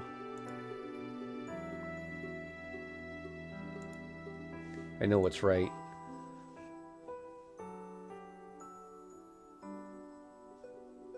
The thing that keeps me alive. I can't turn my back on the thing that has kept me alive. I'm sorry, Ilya. I can't follow such an obvious thing. I turn my mind into steel. That's it. The gastric juice coming up my throat. The pain in my stomach and the tears in eyes. Everything stops. I can't let my conviction waver. For the sake of everyone who could not be saved, I can't let any more people share in their fate. I see. So you're choosing the same method as Kiritsugu. You're going to cast away the person you love most for people you don't even know about.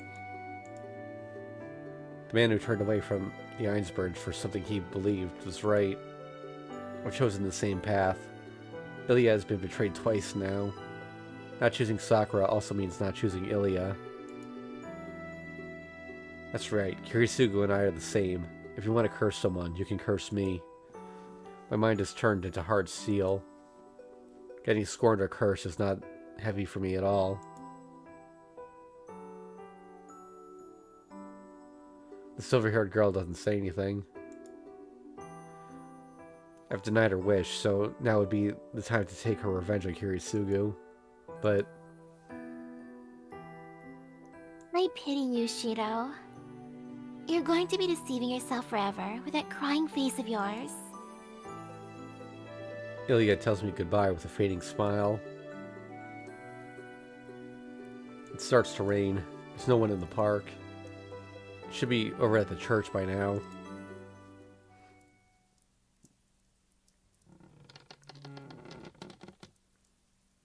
I open the door. Tosaka is already here, standing in the corner of the chapel. She's not sitting down, but standing there, and I can see her determination. She has the cold face of a magus, saying Sakura will be her enemy if the crest form isn't removed. Tosaka doesn't look at me, and I have nothing to say to her either. The sound of rain echoes inside the chapel. How long was it? The operation is complete. There's nothing more I can do. Breaking the deep silence, Kotomi Nikire appears.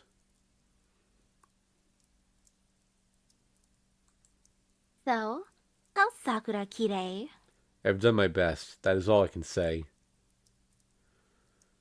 The result is as expected. There was never a chance that Sakura could be saved. Mato Sakura is sleeping. She should wake up tomorrow morning. What will you do as the successor of the Tosaka family, Rin? I don't even need to say it.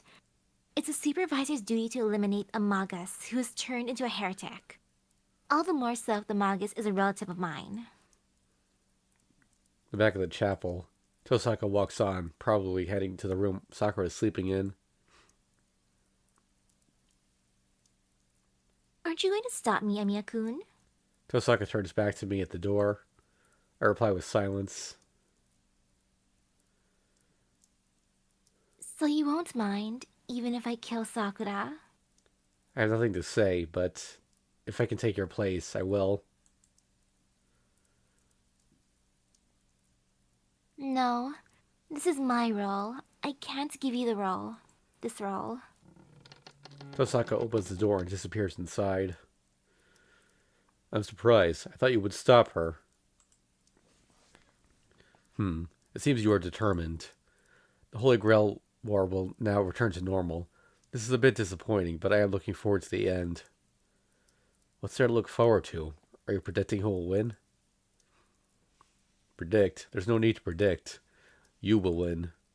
Since you have cast away Mato Sakura, you will use any means possible to kill Mato Zoken, Iliasville, and Rin. I'm saying I'm looking forward to how this will end.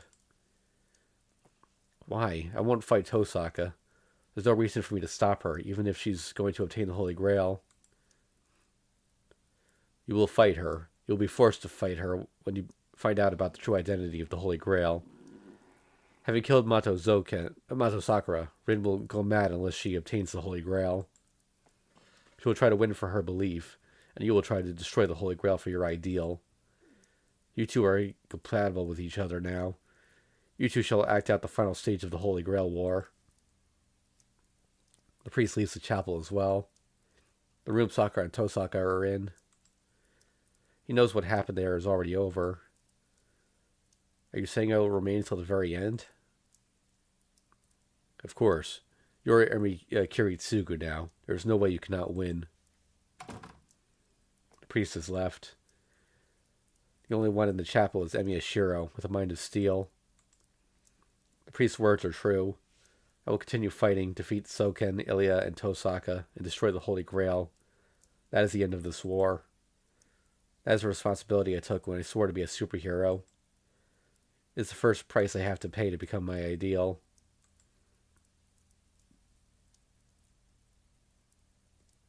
There's no need to talk about the obvious outcome. Emiyashiro will turn his mind to steel and become a superhero. Bad end. Perhaps this is the timeline where he became Archer. Yeah, that could be it.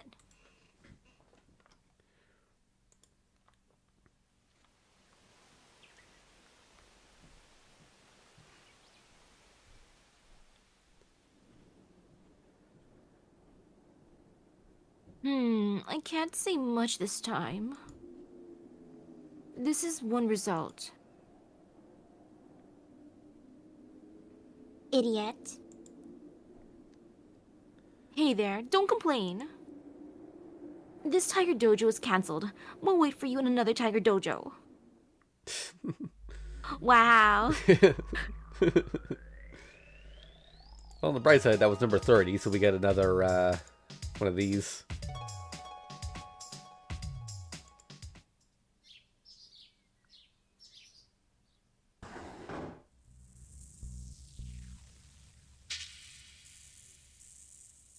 Ooh, is this Sakura's room?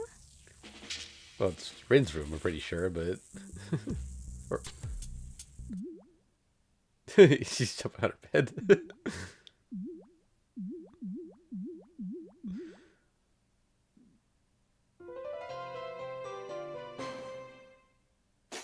Oh, she's enjoying it.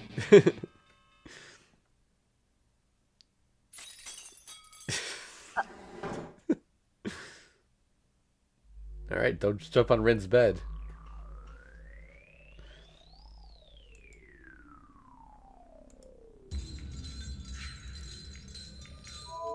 Alright. With that in mind, I want to protect Sakura. I'm sure I'll regret it if I lie to myself and keep going. Where the responsibility lies, existence of good and evil. I think Sakura will weigh more heavily on me than either of those things. I don't even need to think about it. I just want to protect Sakura, that's all. Yeah, it's a matter of course to protect the girl you like. Even I know that, Ilya. Right?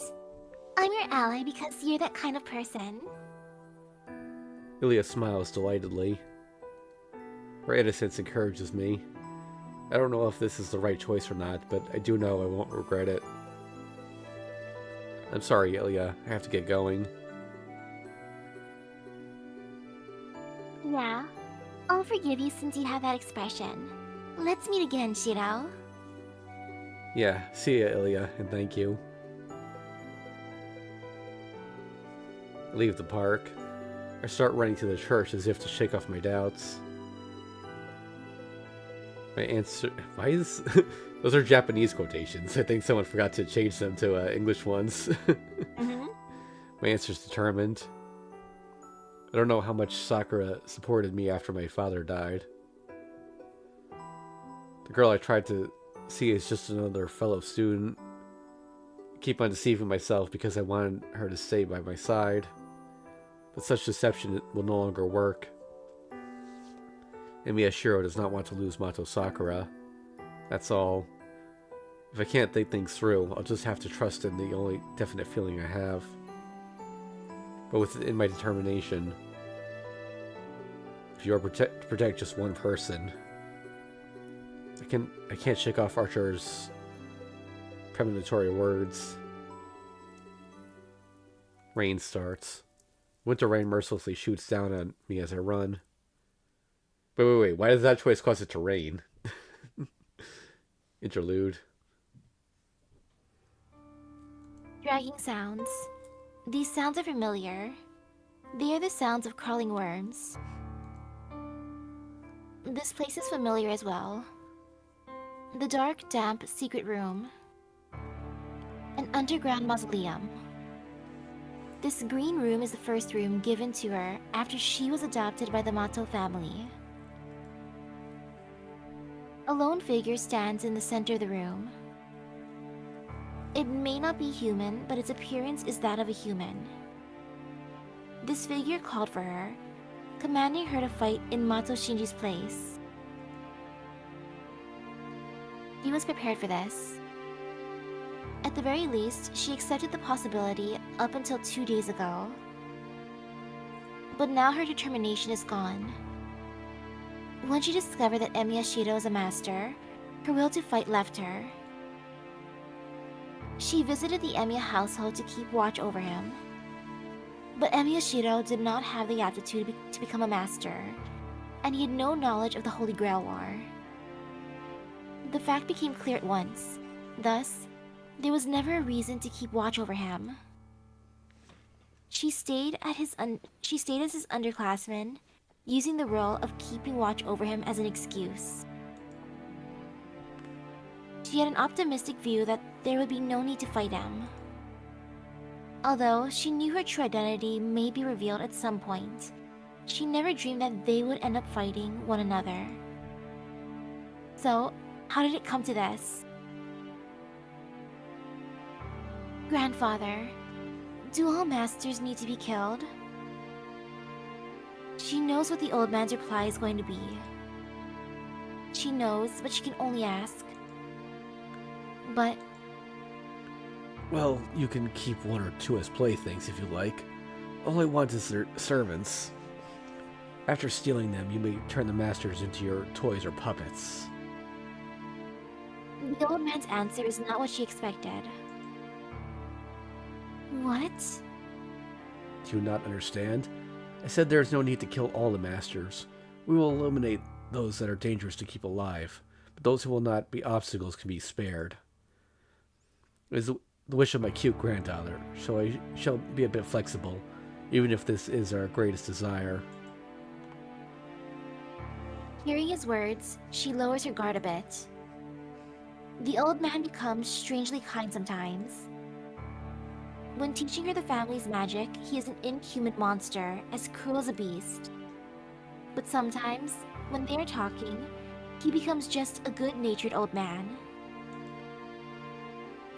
But she cannot be deceived. She does not know if this is a whim or a calculated act of kindness. Moreover, she knows that she will end up fighting him if she agrees. Even if she does not have to kill him, just having to fight him is bad enough. Is that still not enough? My, you are a troubling one. Then cowardice will prevent you from ever obtaining what you desire.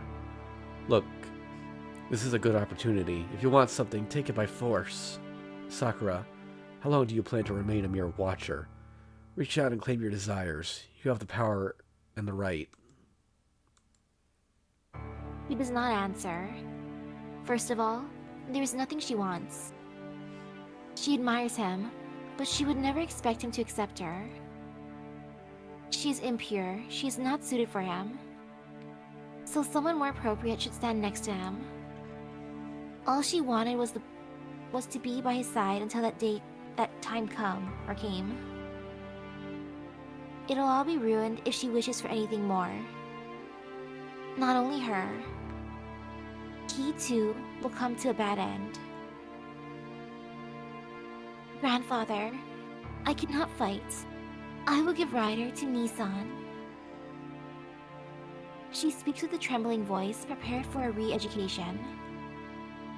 She knows what awaits her for disobeying him. The fear of being thrown into the worms, of losing one's sensation, is something one can never get used to. The longest she was able to keep her sanity was 2 hours. She almost goes crazy thinking that she will have to endure many times that, no, at worst, until the Holy Grail War ends. Her body trembles.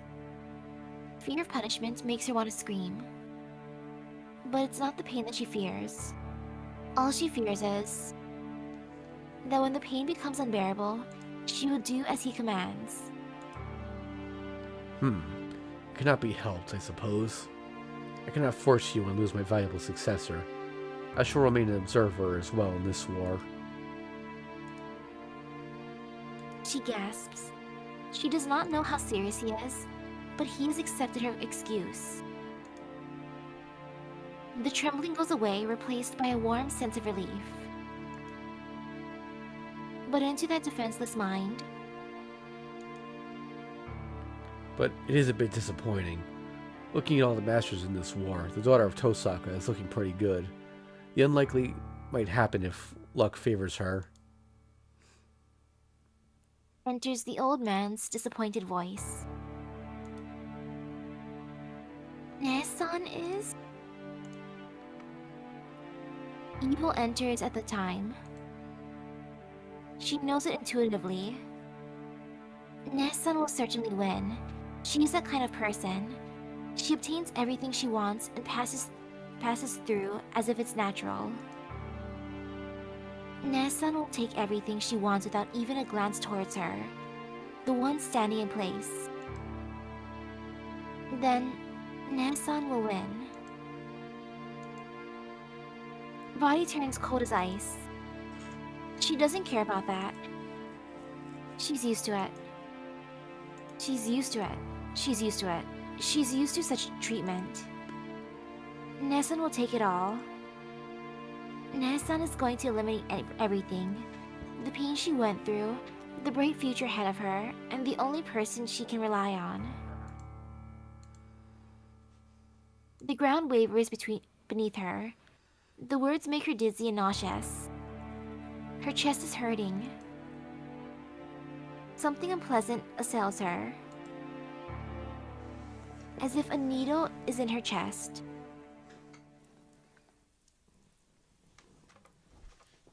It has started raining. The chilly winter rain mercilessly beats against the gutters. She slowly opens her eyes. It seems she was dreaming about what happened a few days ago. She is sleeping on the operating table in a room made out of stone. In front of her is a black priest she has never seen before. You are finally awake. Do I need to explain to you what is going on, Mato Sakura? No, it's my body. I know all about it. She answers simply. She does not focus on him, but on the sound of the rain against the walls. Alright, then get changed quickly. Tosaka Rin and Emiya Shiro are waiting in the next room. We have to explain your situation to them. You cannot run after that if you are naked, right? Are you going to let me run away? That is your decision. I merely helped you. It is not for me to plan your actions for you. Well, it is a waste for me to save you if you die. I do want you to remain until the very end, though. Why is that? It is more fun that way. Tosaka Rin and Emiya Shiro will suffer more if you live. It is delightful the more sufferers there are. The priest turns his back after he answers. The priest will go to the chapel now. He does not look back at her, hugging her knees on the operating table. Well, will they kill you or will they let you live? You may wait here if you are interested in their decision. Though it does not look at this building has a flimsy structure. For some reason, you can hear all the conversations going on in the chapel. He smiles and leaves. Senpai, what should I do? She embraces her knees. The quiet weeping is drowned out by the sound of rain. Interlude out. Wow, Kiritsugu though. It's like, I just want to see them suffer. They open the door. Tosaka is already here, standing in the corner of the chapel. She's not sitting down, but standing there, and I can see her determination. Yeah, this is the same dialogue as before.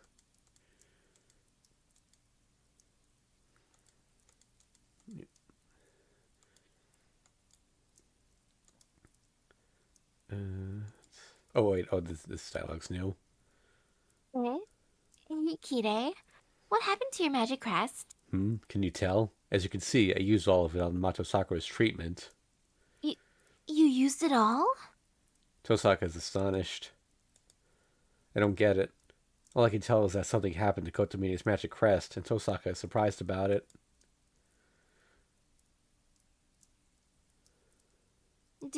Do you understand? We're talking about a magic crest here. Something you built up for generations go away in just a few hours. It cannot be helped. The crest I received from my father is not permanent. It's like the one, I like the one you have. It's a consumption type that goes away the more I use it. We have never been a family of magi to begin with.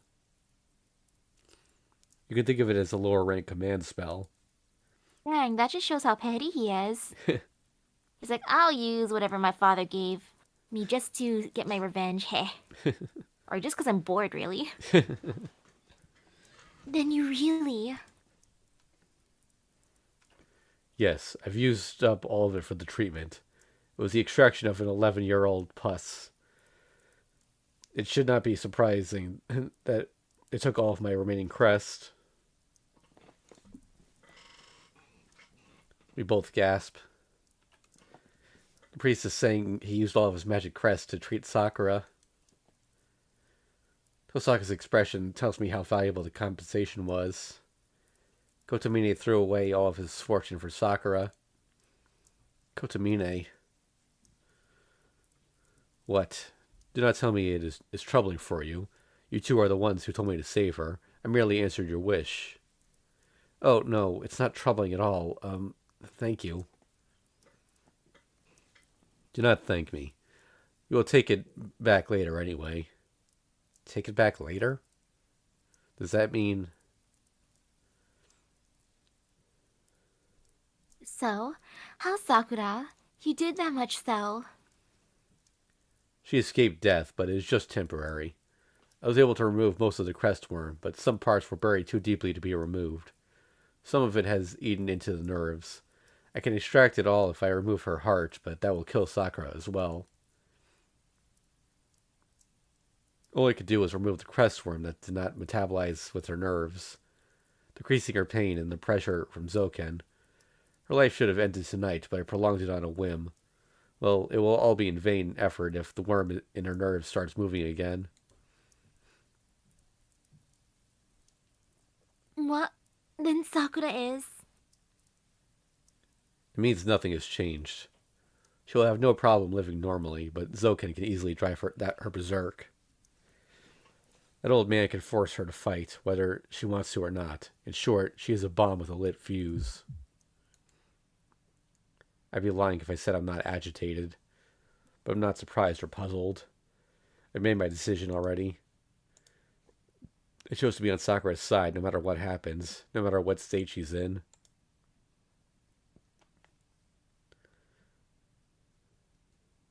I see. Then there's only one thing left to do. I'm sorry for making you use your crest. Tosaka starts to walk. I instantly understand what she's going to do. Hey, stop, Tosaka. I grab Tosaka's hand and stop her. What? Talk to me later. What are you saying? Are you planning to kill Sakura? Hey, it's something that has to be done. Didn't you come here prepared for that? I'm not prepared for such a thing. I came back for Sakura.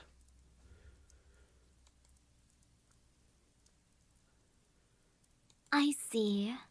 I get your point. You're going to protect Sakura over other people, right? Yeah, don't say I'm mistaken. If you're going to kill Sakura, I'll stop you. Stop me? I think not. You can't even move an inch, let alone stop me. You can't interfere no matter how badly you want to protect her. Tosaka's voice contains no emotion, and... What? I try to react and realize I can't move a finger.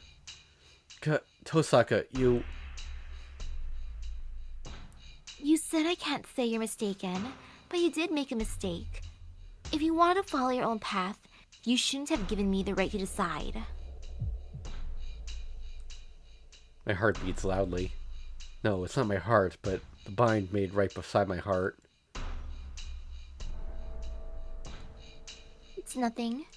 It was an ideal answer. I'm not satisfied, but if that's what you say, that's how it'll be. And here's the repercussions of the Gias. It's like 3 or 4 hours later, after 2 bad ends. Oof. Curse of coercion. Yes, it was just horseplay, but I never thought it would come in handy like this. You can't go against me from the moment you swore absolute obedience to me. Contract with me instead of making a promise. Instead of being my ally, you chose to be my servant. What? I'm going to go kill Sakura, Emiya-kun. But don't get it wrong. You couldn't have stopped me even if you didn't have the chaos. This is my duty. You're not at fault here. Tosaka, what? I can't even tell her to wait. Tosaka leaves. No way. Why? I still can't move. Damn, don't kid me. Why? I struggle with all my might. I have to free myself quickly. I fight the binding, hoping it's not too late, and suddenly I'm free once again. My feet won't move to follow her. Though I've been freed, I'm still frozen in place. And then I understand. My body stopped moving when I defied Tosaka. Then, have I been free because there's no longer a need to hold me here? Sakura. My legs give way. Without a place to go, my mind breaks. My vision loses light and stains the church black. Miyashiro was in weightlessness. I threw away my previous ideal to protect Sakura. It's a new path I can't yield to anyone. But I've already lost the person on whom I depended. The fight will continue. The Holy Grail War will continue, and I will end the war along with Tosaka, the one who killed Sakura. That is no longer my concern. Miyashiro's position has been eternally lost. From now on, I must continue onward with neither a guide nor a goal. Bad end.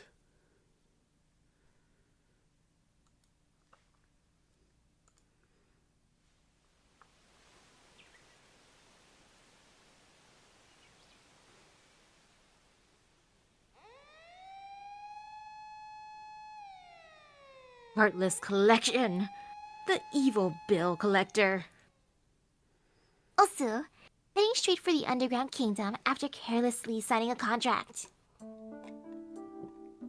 Yeah, man, these contracts sure are scary. Pull your leg when it counts, even when you don't mean it. Don't get tricked by such sales, okay everyone? The scariest things are always right next to you where you don't expect them. Right, Ilya-chan? Stop it, that's embarrassing. I don't know why, but I feel bashful. You stare at me so much.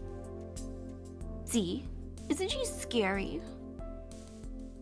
So, the cause of this death is your contract with Tosaka-san. She makes unreasonable demands to you, but there is one thing you should not say yes to. Try starting over from the beginning of day 9. Osu. And I also hear that her affection point goes up if you go against one of her questions. Oh? As expected from the heroine candidates returning from the main storyline. You have awesome information. I thought we promised not to say that. Well, this is the last Tiger Dojo in day 9. What lies ahead is a hell filled with dead ends. Face the battles with care. See ya! And this is why it's so important to make backup saves at every choice.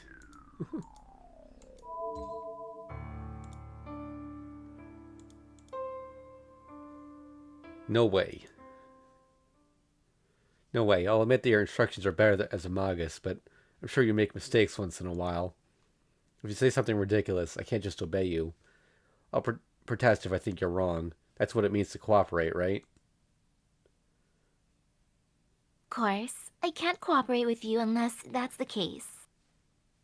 I tend to do things my own way, so I need someone to act as my brakes. It'll be helpful if you can make that role. If you can take that role.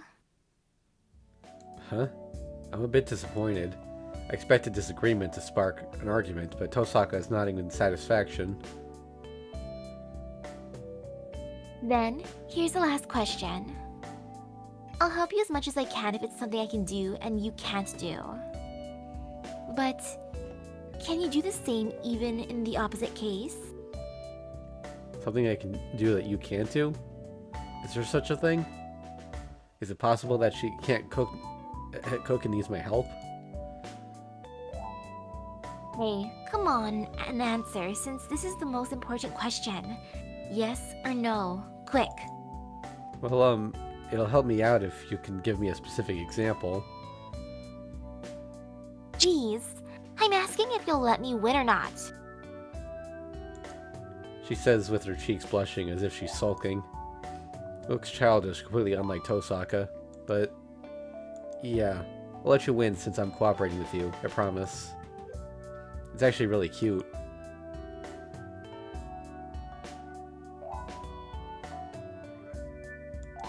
Then we'll meet at the front gate after school. You're going to have club activities at my place, starting today. Club activities at your place? Yep, we're cooperating, so I need to teach you how to fight by yourself, right? Well, I know from what I've already seen that you're an amateur, so you'll be working overtime every day. Well, I don't mind, and that's actually helpful, but is that starting today? Of course. I have to figure out your ability and determine our plan from tonight on. You'll be going home late, but it's no problem since you live alone, right? Huh? Well, that's true, but how do you know that, Tosaka? I thought so because there wasn't anyone at your house when I treated your wound before. Anyway, that's how it's going to be, so you just have to wait for me at the front gate. Tosaka waves goodbye and runs off. It's Friday today. Classes run to 6 periods, so I'll be going home after 3 o'clock. This is bad. I told Sakura I'd be coming home early, but I can't cancel Tosaka's proposal on the very first day. That's the same topic as last time. Okay. So speaking of choices that have long-lasting impact, apparently there's several choices in Lost Belt 6 that will create dialogue options much later in the story. Oh, that is awesome. Yeah. Tosaka... Okay, I think even though this dialogue's different, I think it's the same general scene. So I'm going to skip through it.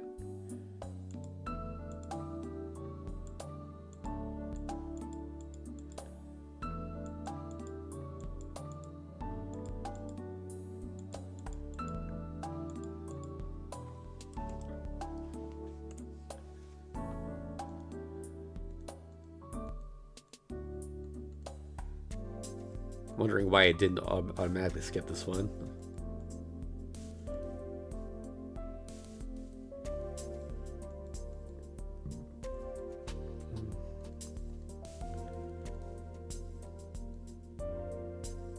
I'll say, I didn't pick the wrong option, did I?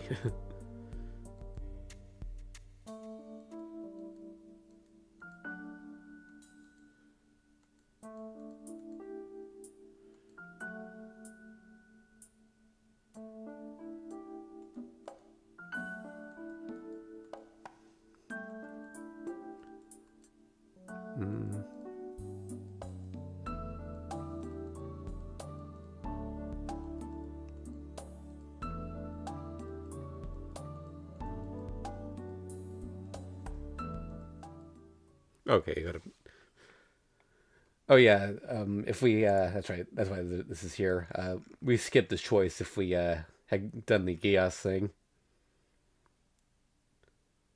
All right, I can't leave Sakura by herself. That gives us a Sakura point. Worried about Sakura. I feel bad, but I should clearly tell her.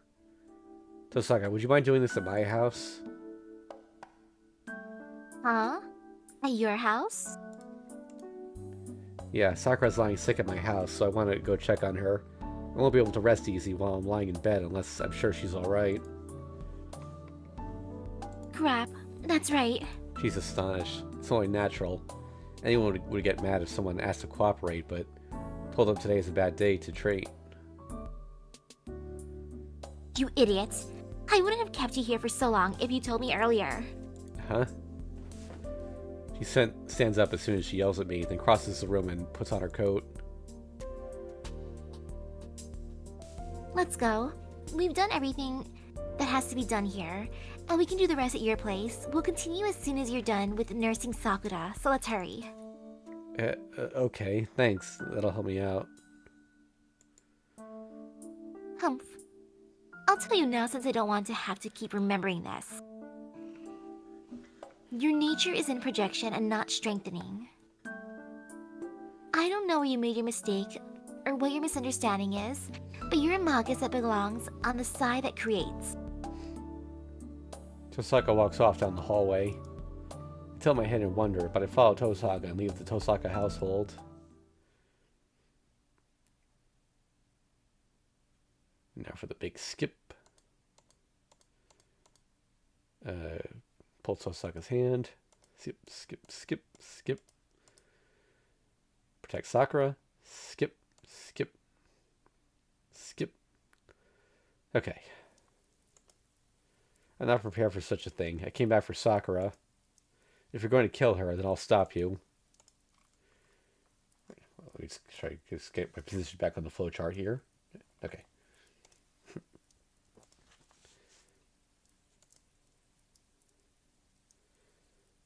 Then what are you going to do?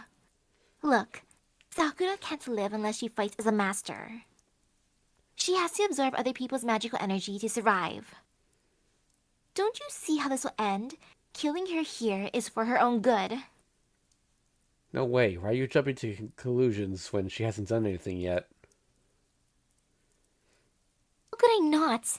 If this was just about Sakura, there'd be hope. But it's not, is it? That damn old man holds her life, and she's his puppet as long as she lives. Do you think he's ever going to let her go? That's... See? You understand? Zoken will never give her a moment's peace. Then, if she's going to go through endless torment with no hope of escape, all we can do is kill her here and minimize the number of victims. Sakura and all the other people Sakura will kill will be saved. Like you, I can't endanger everyone while clinging to a forlorn hope. The weakness to delay your decision is going to hurt her even more. Tosaka's right. It's not that death itself is salvation, but if her goal is to save people, her solution is the best. Any other idea would just be a selfish mistake. 10 people will die if we don't do anything. But if we could save 9 by sacrificing 1, then...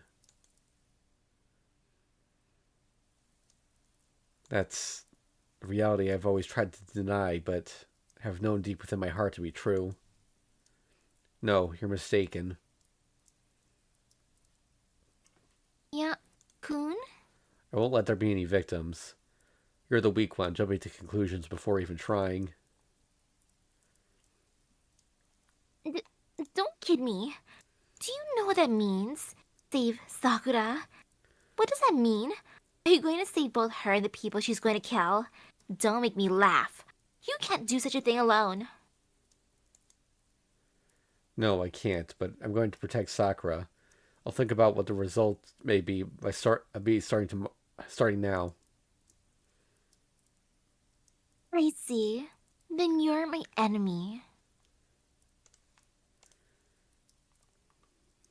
Let go of me, or you're going to be blown away.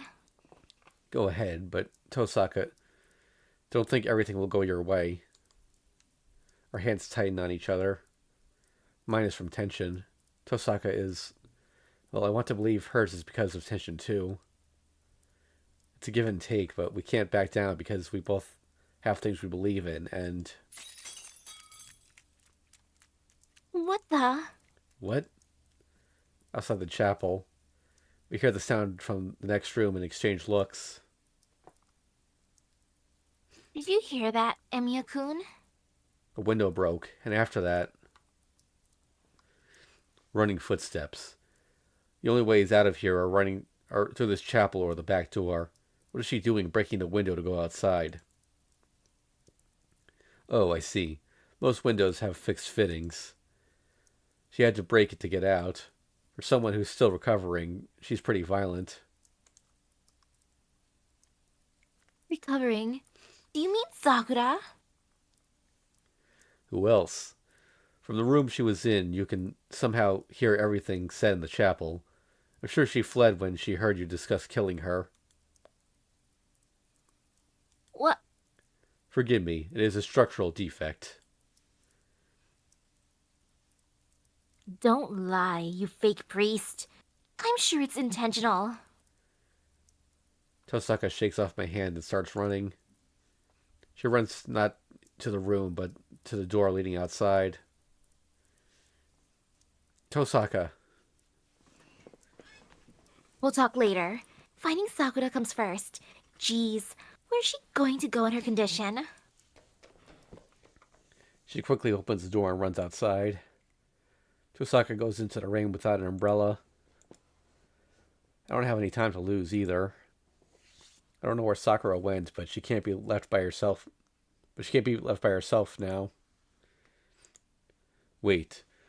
I do not mind if you plan to search for Mato Sakura, but there is something I forgot to tell you.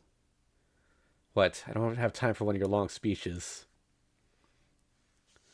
Do not say that. This is important. I will be troubled if you do not tell her. ran off without listening to me, so I need to tell somebody, do I not? Was this about Sakura? Yes. She does not have long to live. The crest worm continues to corrupt her body as we speak. It was easy to extract it, but her body would never withstand the shock. It's like pulling out 4/10 of her nerves. She would die as a human being before the pain caused her to die of shock. But leaving her alone will lead to the same result. The loss of magical energy is slowly eroding her sanity. Soon she will lose all sense of self. Once that happens, she will be nothing more than a rampaging monster. She will sacrifice many people to maintain her servant, and when the strain becomes too much to bear, she will self-destruct. In short, you cannot save that woman, no matter what you do. I feel dizzy, as though I'm looking into a strobe lamp. Broken things do not repair themselves, and lost things never return. If you wanted to save her, you should have done so 11 years ago. Do you intend to save her, Emiyashiro? She will die in the next few days, no matter what we do. Is there meaning in saving such a person? I can't breathe. I can barely stand under the impact of his words. I don't know anything about that, but you saved Sakura. Isn't that reason enough? Well, I only treated her out of duty. I cannot turn away someone who came seeking help. Don't lie. You should have used up your magic crest just out of... You wouldn't use up your magic crest just out of duty. I don't know why, but you wanted to save Sakura. You didn't want to let her die. I feel the same way, too. I glare at the priest. Excuse me. He must understand because he nods slightly. Yes, then hurry. Rin will surely kill Mato Sakura if she finds her first. Provide that lost child with shelter before that happens. He doesn't need to tell me. Turning my back to him, I follow Tosaka into the rain. My breath is white. Under the cold winter rain, my breath seems to freeze and blow back against my face. Sakura. There's no one on the road. The street lamps light up the night in vain, and I run without aim. I'm going to find Sakura. It's not just a premonition that something terrible is going to happen if I don't find her quickly. I just want to hold her hand right now and feel her warmth. I run blindly. I don't know where she went. Sakura no longer has any place to go. There's no place for her at my house, nor at the Mato household. She has to be wandering in the night. She shouldn't have gone far. If you need to find shelter where there weren't any people. It's a wild guess, but the only thing that I can do right now is check every one of the possibilities.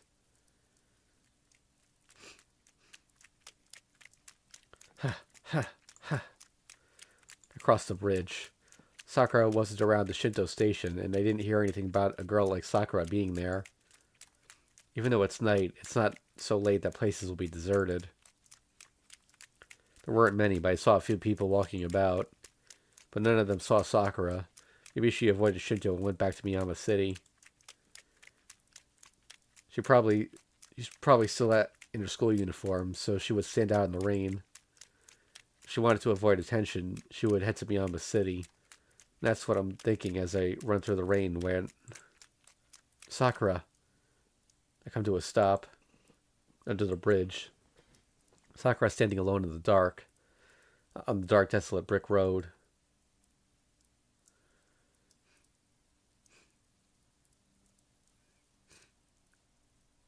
I go down to the park. Does she notice me? Sakura is looking down while exposing her body to the rain. I can't think of anything to say to her.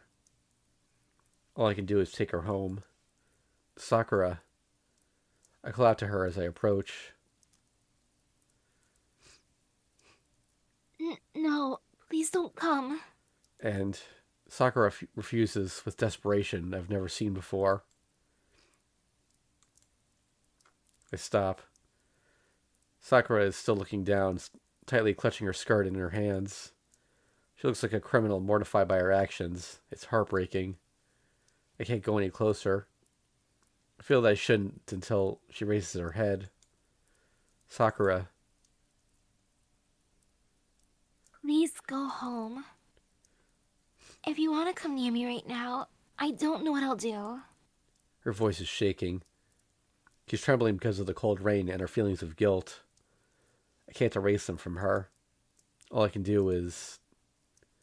Let's go home. You haven't recovered from your cold yet, right? Extend my hands. Senpai. Sakura's wet hair sways. Sakura bites her lips. I can't go. Where can I go back to now? Her voice is heavy with self-loathing. Sakura. It's fine, Senpai. You don't need to force yourself to care for me. Because you know already, right? You heard what I am. You heard what's going on with my body, didn't you? Then, this is... All over. Her white breath tells me the end of her sentence. Don't say such a stupid thing. What I heard is unimportant. The only Sakura I know is the one I've been with. So why does it have to be the end because of something like this? Because it will end. I'm not a virgin, Senpai. I was raped at the place I was adopted as a kid, and my first time was a long time ago. Not only that, my body has been continuously violated by unknown things. Sakura's nail sticking to her elbow. It's a masochistic action, as if punishing the dirty stains of on her body.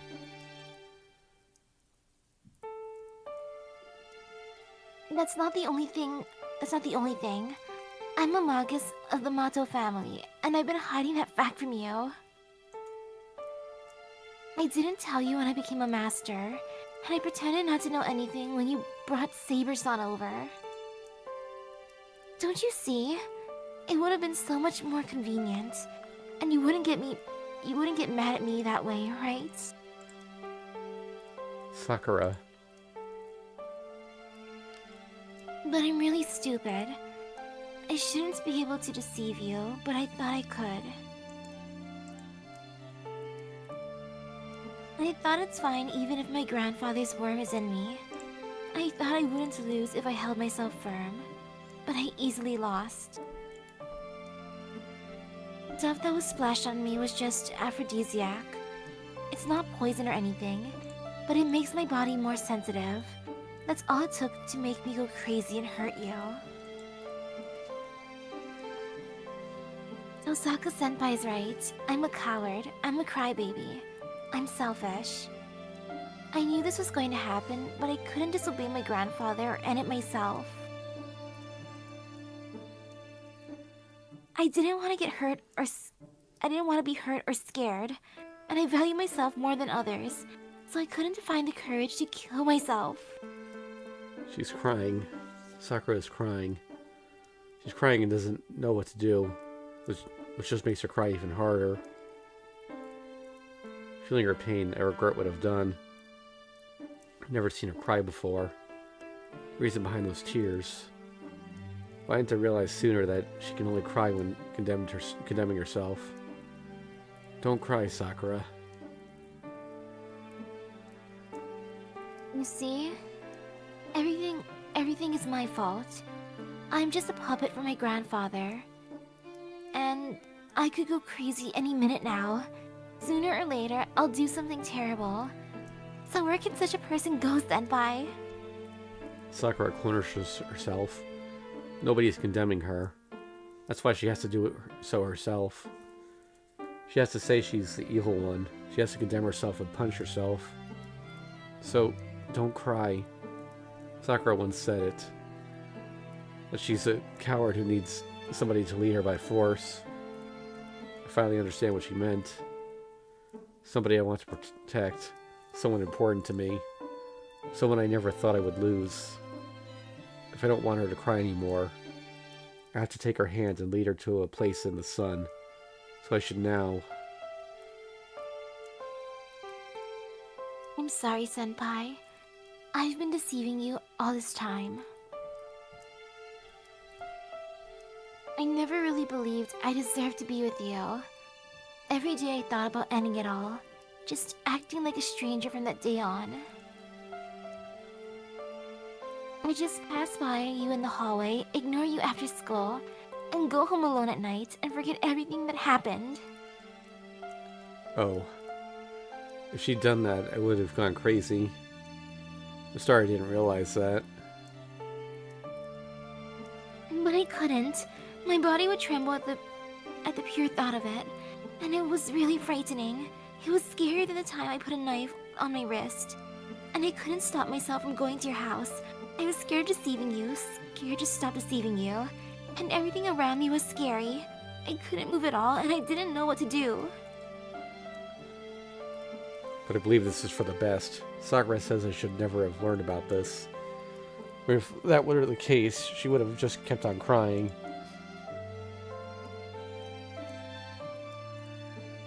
Stupid, right? He would have eventually found out, but it's too late now. And I can never go back to your house. I thought every night that I should get away from you before it happened.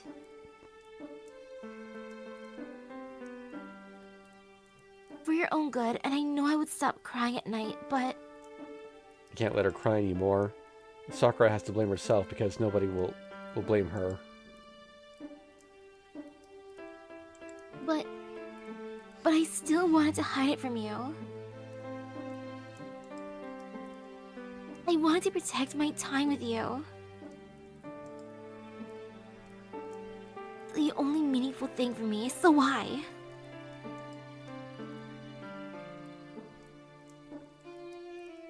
Even if nobody would forgive her, I would keep forgiving her in her place.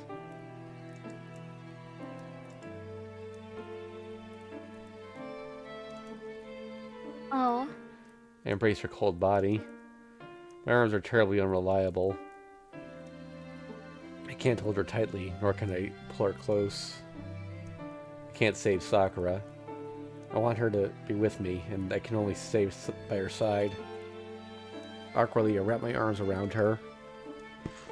Even if this is all I can do right now, my determination is definite and firm. Senpai,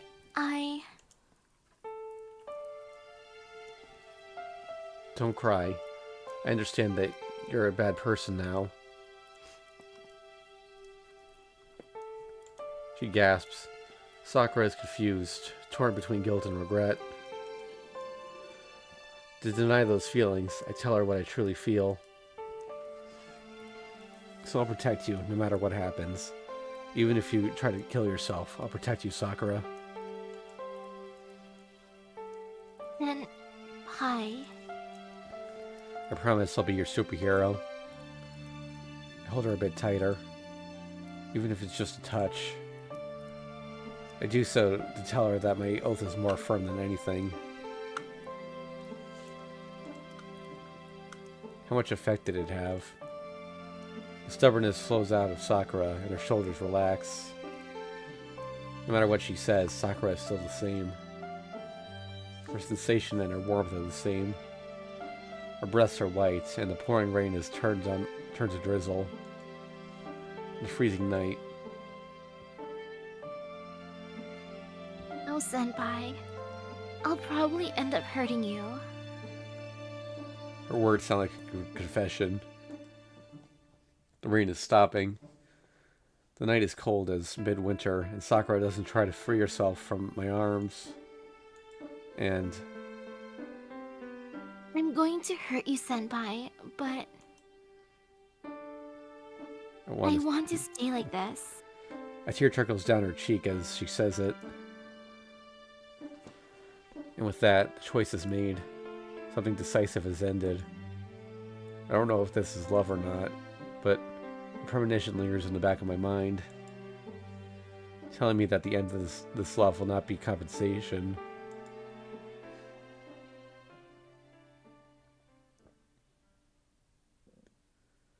The rain is completely stopped by the time we return to my house. We've been holding hands ever since we left the park. We calmed down as we walked, but by the time we got to the hill, we were actually embarrassed, but in the end, we didn't let go even for a moment. Huh? The light at the door is on. Did you come back here, Sakura? Um, I don't think it's me. It might be Fujimura-sensei. Oh, yeah. We got we go to the door hand in hand. Her cold hand has become warm. I'm relieved to feel the warmth of her life, and I enter my house as if I've just come home from school.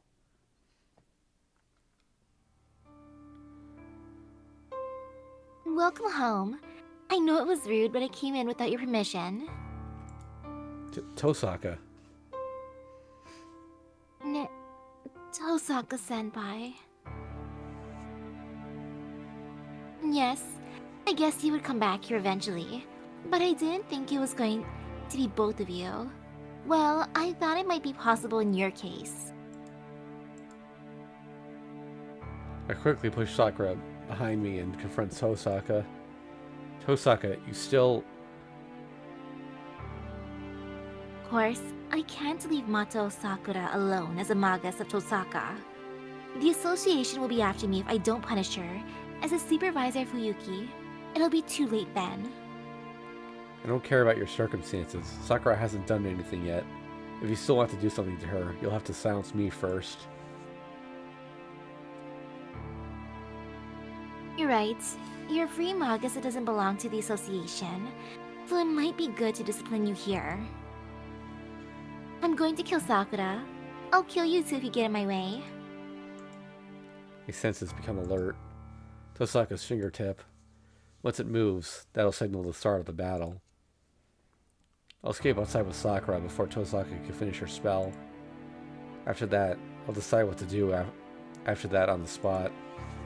For now, I'm going to concentrate on getting away from here. The difference in our skills. I can't even spare to think about what I might do against Archer, who should still be here. Tosaka's lips start to move, but I know she's merely speaking, not casting a spell. Stop. Please stop, Nesan.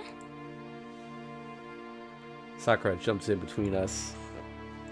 Sakura. Senpai's right.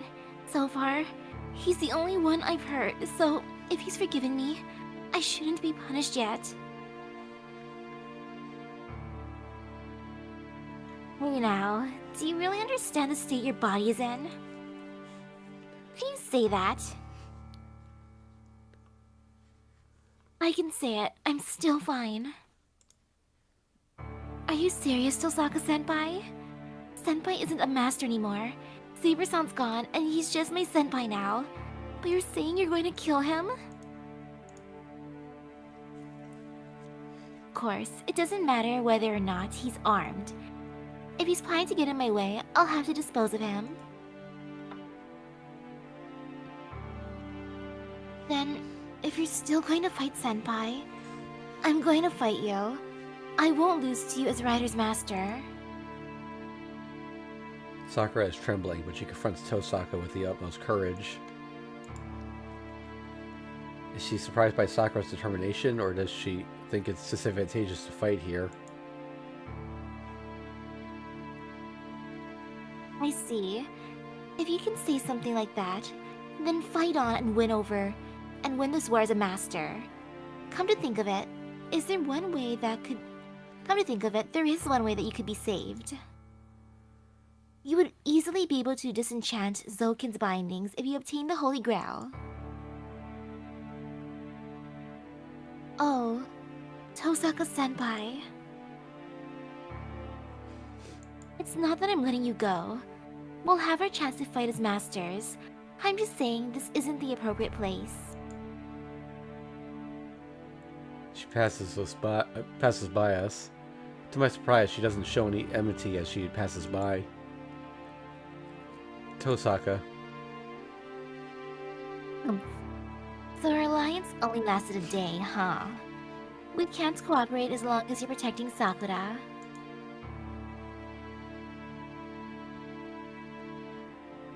But don't forget, we don't know when Sakura might run wild. It's your own fault if you die when that happens, but since you took her in, you'd better make sure you're the only victim. She leaves without turning around. Senpai, I... Don't look so worried, you idiot. That's her way of being ironic. It's her hobby to make fun of people. I do my best to cheer Sakura up as we go into the hallway. We're both freezing, so we should quickly get changed and warm ourselves up.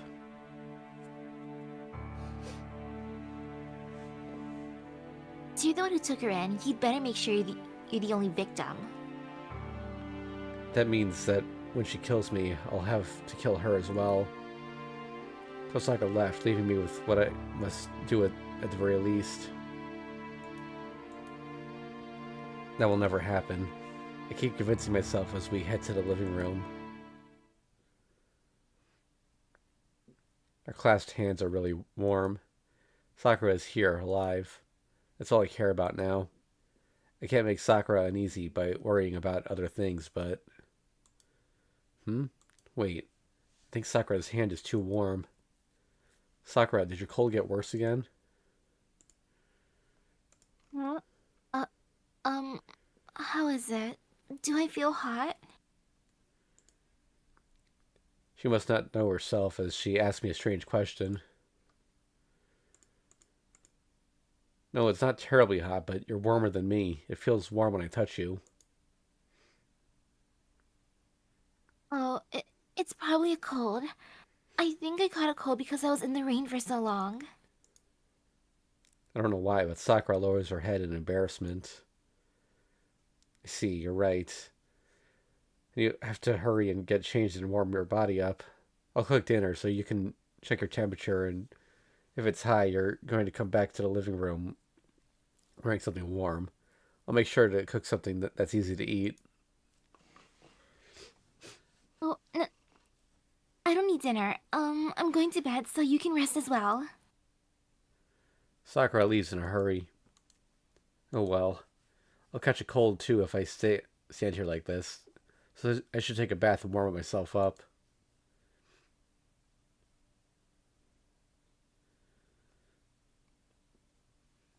I finish taking the bath and return to my room. Now that I've changed out of my wet clothes, I finally feel like I'm home again. Phew. I sit down and let out a sigh while relaxing my shoulders. Today was a long day.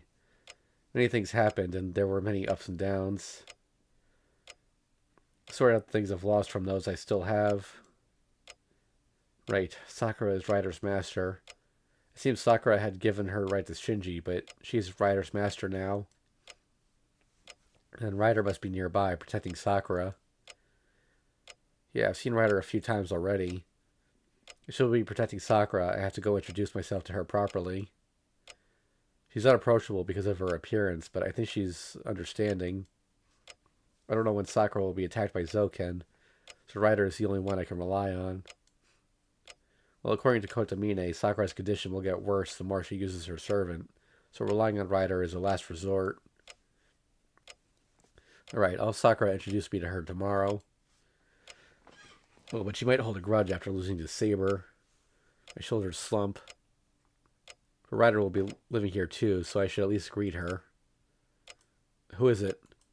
I raise myself so that I can jump back instantly and glare at the shoji outside the room.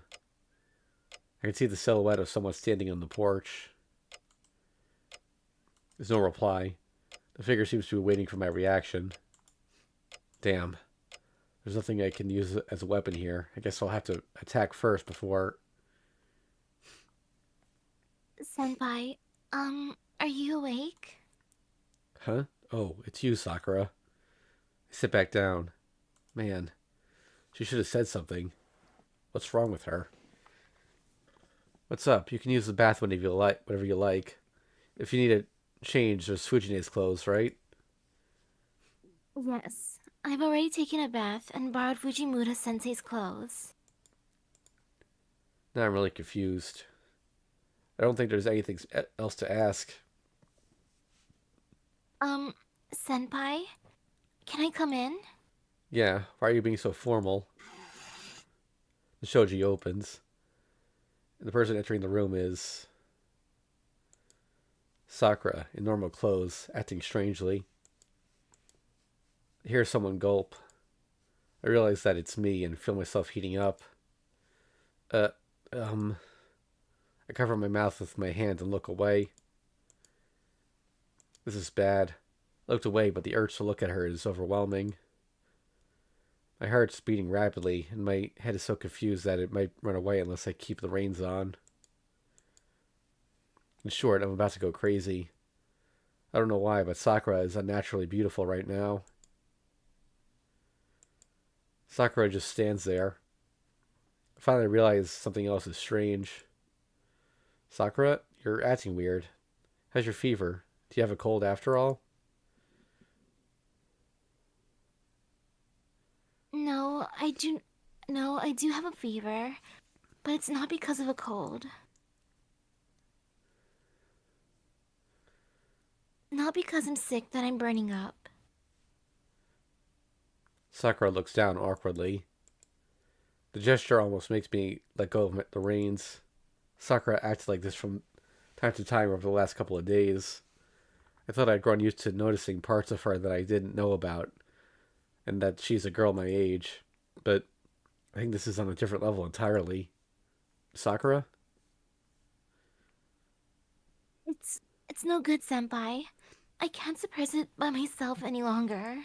Sakura blushes and tries to endure the embarrassment. What can't you suppress? It's exactly what you're thinking. The worm in me is eating my magical energy and telling me it's not enough. It wants more. My body started to heat up just by holding your hand and thinking it's warm. I can hear the heat in her unsteady words. Sakura is feeling embarrassment and something like joy from exposing her dark side. You know, right, Senpai? I was trained as a magus at the Mato household. Grandfather tampered with my body so that he could turn a child from another bloodline into a magus of the Mato family. The result is this lewd body that desires men. My body heats up and goes crazy unless I get semen from a magus. In case you can't tell, this is leading into a sex scene. I get dizzy. I don't know when I entered another dimension, but the room itself starts to wrap up and laugh. Warp up. Warp and laugh. But I'm the one who's strange. I should be angry at Zoken, but I can only stare at Sakura's body. Senpai? Why did you protect someone like me? I'm already impure. Even if I like you, I can't do anything for you. So why are you protecting me, going as far as making Tosaka-senpai, Nesan, your enemy? Sakura's voice echoes in my head with like a clanging bell. The reason I'm protecting Sakura, I don't even need to think about it. I don't even need to think about it, so I can tell her even in my current state. You're wrong. I didn't protect you. I just wanted to be with you. I need you, Sakura, and I couldn't think about being separated from you. So I can't give you to Tosaka, even if she is your older sister. Are you saying that as family? Or do you see me as a woman? There's no way that I can see her as family now. I've wanted Sakura by my side these past couple of days. No, for a long time. It's just that I can't lie to myself any longer. Yeah, I love you, Sakura. I'm still a trance, but I managed to say it. I know it's something I shouldn't say, something I shouldn't give in to, but I can't fight against it any longer.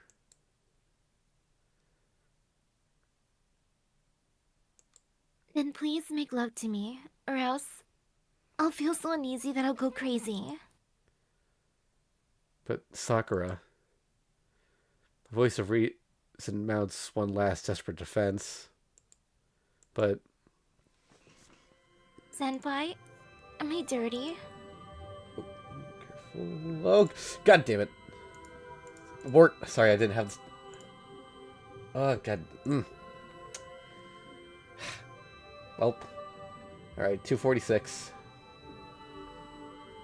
I wasn't expecting it to be that sudden. Alright,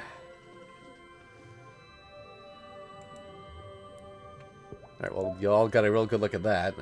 It's gonna be hard to edit later, I think. Okay. Her words destroy every obligation in me.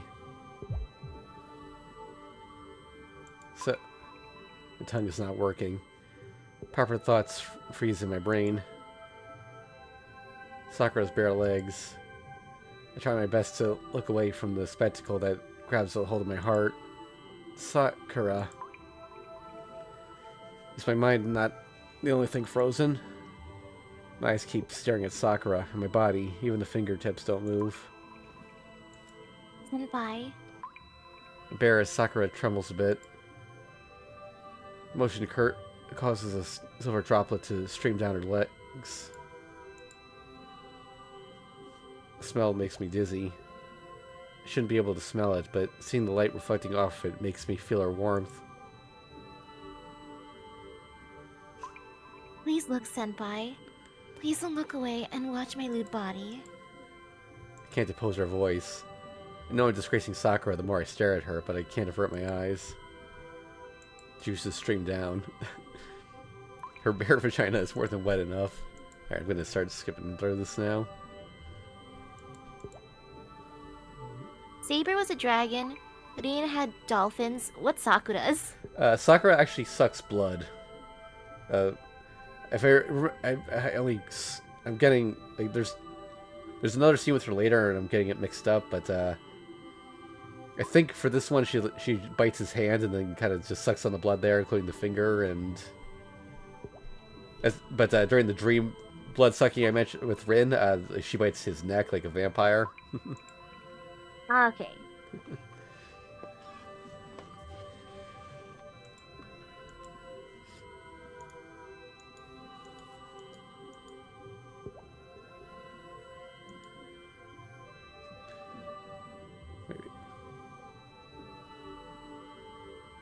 Oh, she's been tripping like this since they held hands.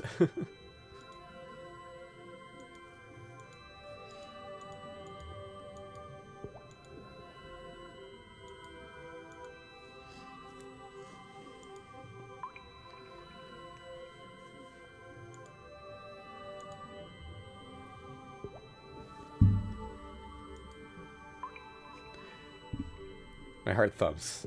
I talk as I try to suppress the blood from going to my crotch.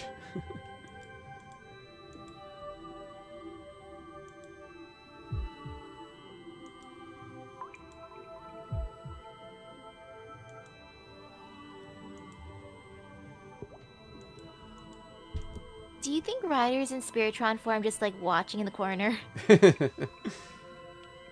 Possibly.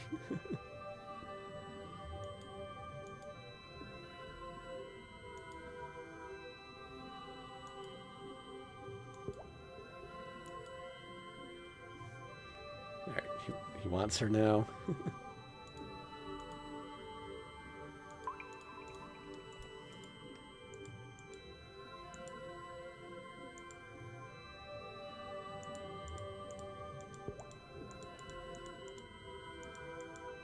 There's trouble.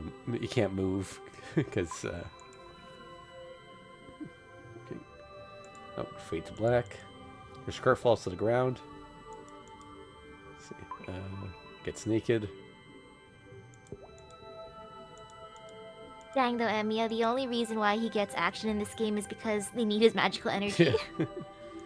Well, wasn't the second Saber scene at least partially because of she wanted it? I mean, yeah, partially. Okay, this one's gonna be a little hard to show, but she's completely naked. I guess I can. And then Sakura's like, yeah, we don't need foreplay, let's just skip. Yeah. Like, you've had enough foreplay in the other routes. Yeah, so she's kind of she's on her knees, facing away from him, and he's sticking it in. So has his pants on, doing the old shiki style.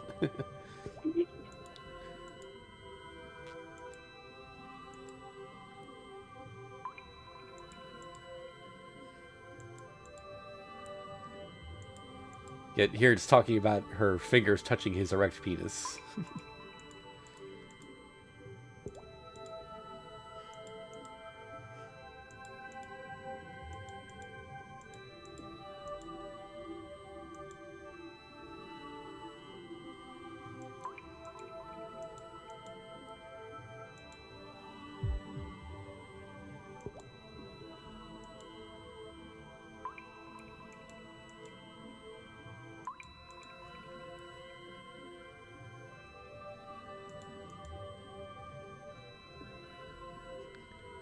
And she pushes the head of my penis into her crevice.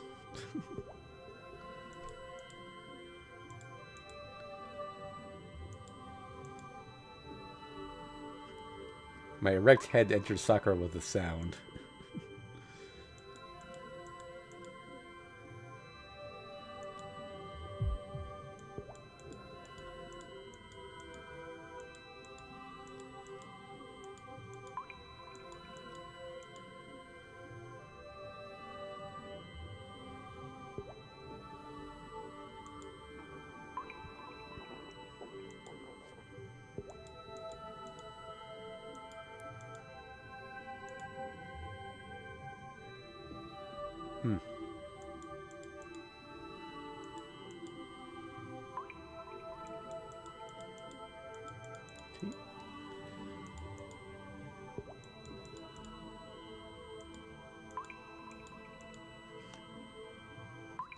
It feels so good I want to vomit. A woman's back is before my very eyes.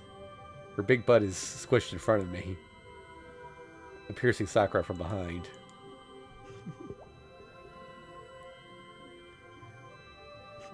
It makes me imagine that I'm starting it into her butt instead of her pussy, and it's all the more unbearable. But is her anus defenseless?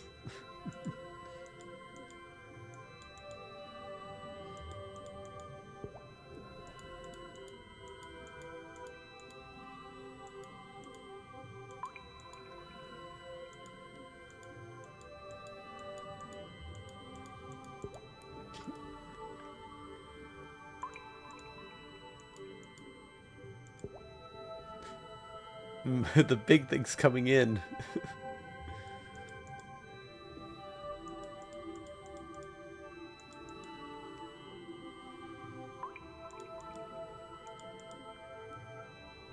Just moves up and down.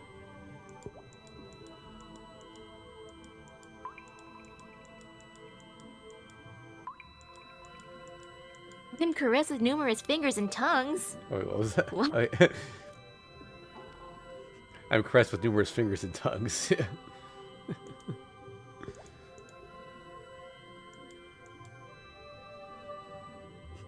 She's moving as if to taste my penis with her vagina. It's a diligent service. Wow, she's not good. Yeah. Wow, Amiya. It's a diligent service that tells me how she feels. She's not good, but she's trying her best to please me, and that fact itself is pleasure.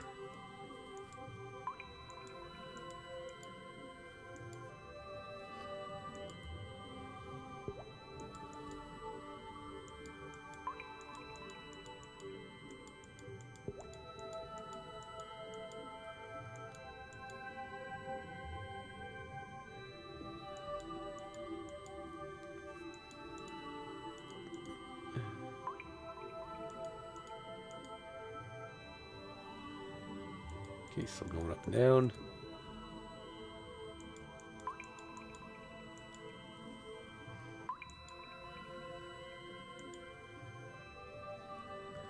I'm going slow, but I can't stop my hips.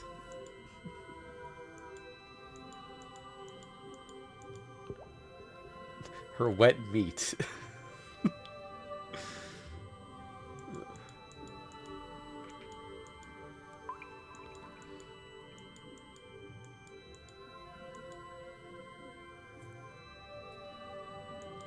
Wow, he's saying she still has some room even after accepting him.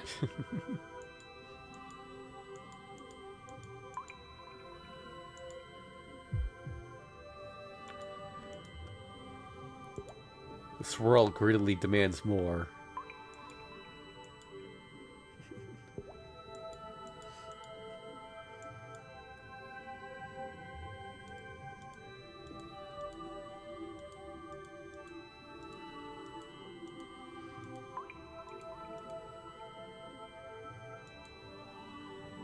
The body accepting me right now is the finest quality that any man would be addicted to.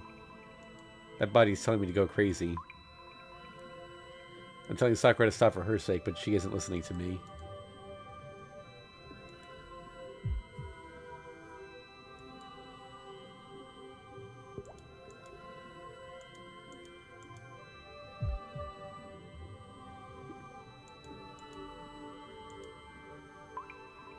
Okay, now we've got to...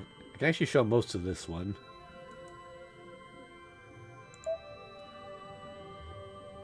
Okay, slowly go down. Be careful not to go too far, but... Okay, it's about as far as I can go. Still doing it from behind, but not her butt.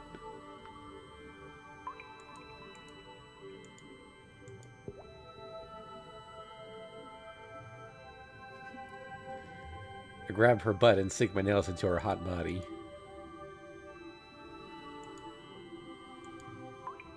It's amazing, Senpai, you're so rough. You want some more?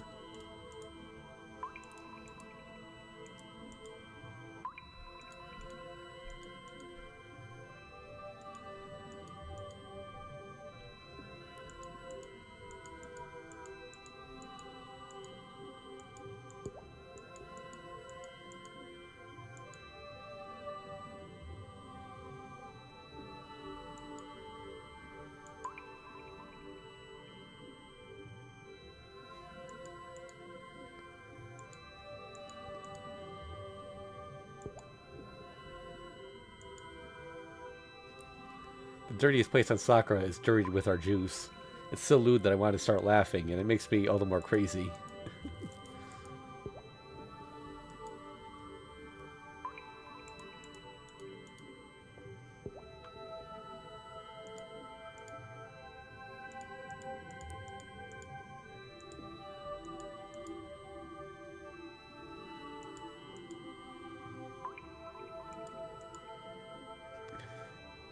Please go harder and squash my butt.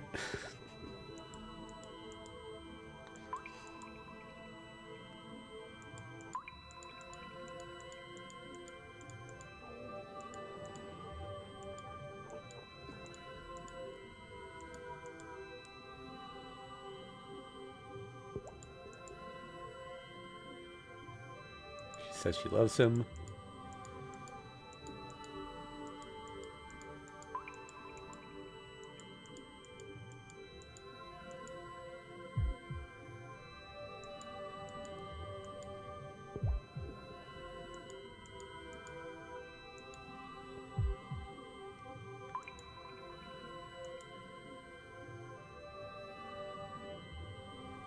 Okay, same image except it's not in the room anymore, it's just kind of a pink space.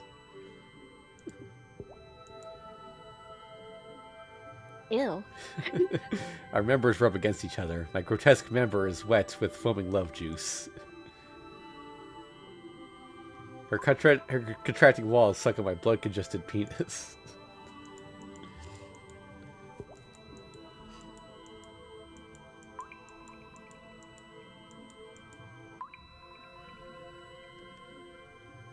She wants him to say her name.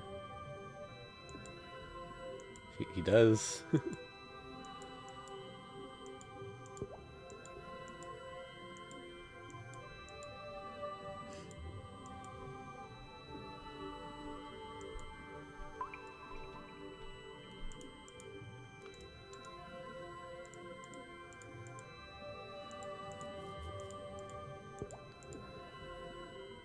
Her lewd and meaty butt, her smooth back, her messed hair, her sweet moaning.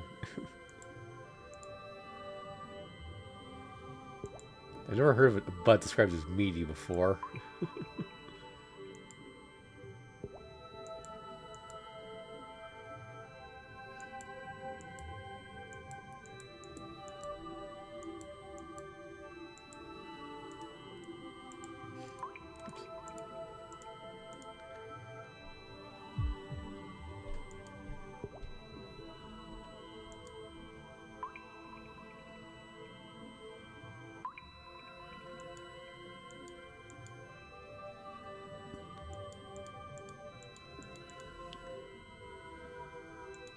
He's letting a lot out, but it doesn't stop.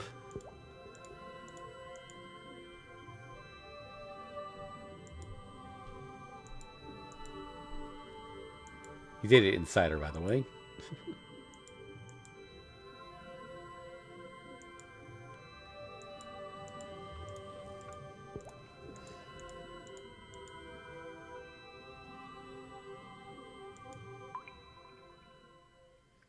And he's coming his organs out, apparently. Yeah. More than his testicles can generate. Okay, it's gone to black. I think this scene's over, but I'll keep the screen up for a little bit longer. I see a dream after that. We're both tired and sleep together after having sex. Sakura hesitated with a blush, but she nodded when I asked her if she wanted to, and came into my futon with a red face. I'm dreaming. I'm sleeping and was so tired that I won't wake up till tomorrow. So this has to be a dream. That's why. Yeah, good thing I kept that up. I'm still having sex with Sakura. I'm desiring Sakura even in my dreams. That's how excited the sex was with her was. If it's possible, I want to embrace her and sleep together like this. I want to tell her that I love her. She was filled with pleasure every time she said senpai, and I wanted to respond to her affection. Yeah, still talking about the sex. He wants to destroy her. I had sex, but that wasn't enough. I'd rather fuck her really violently so that I could really destroy her. What am I thinking? That's going too far.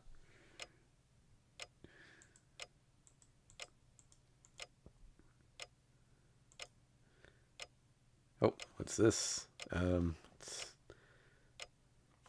vision wavered. Sakura's not there. I was holding on to Sakura, but now I'm holding something strange. Okay,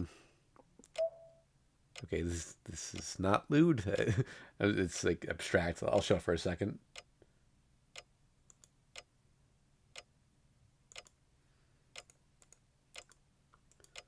It's hot. My foothold is melting. I'm sinking into an eternal desire. I'm literally drowning in a sea of pleasure called Sakura. Oh, a sea of violent dream. Okay, I gotta go in and out of the screen here because I don't know if the scene is over yet. So this is that weird black sun thing. I see an ominous dream in a sea of hot coal tar.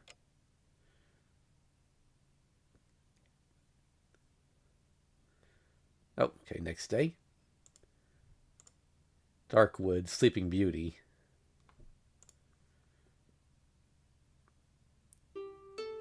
Still gonna keep the screen up in case they wake up naked or something, so. I open my eyes. While I was staring up at the ceiling, I raise my arm and let it fall on the futon.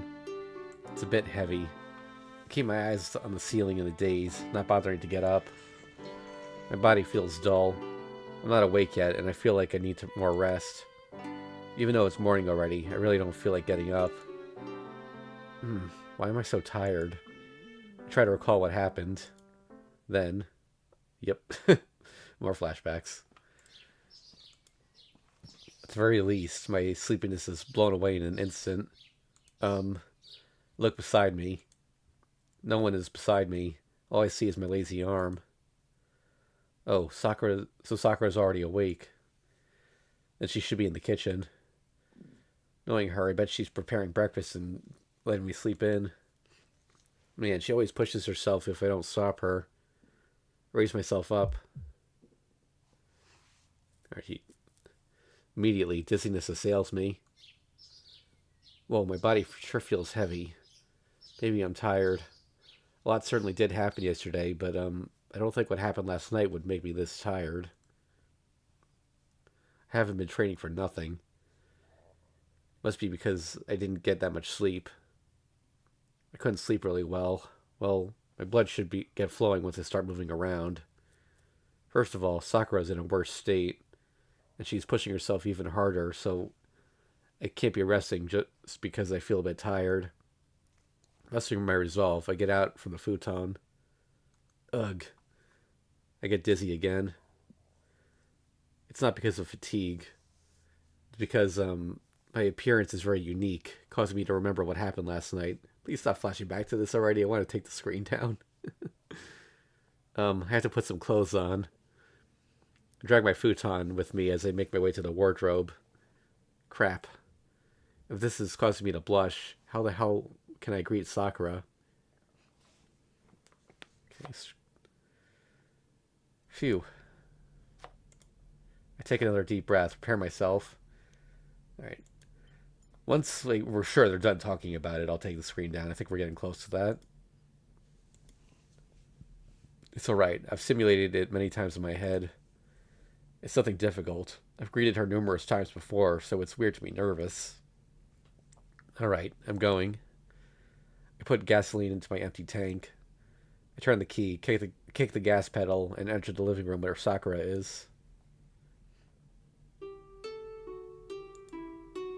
Oh. Oh.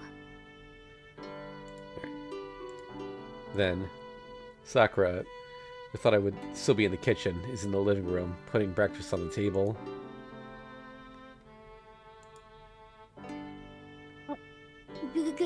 Good morning, Senpai. Yeah, good morning, Sakura.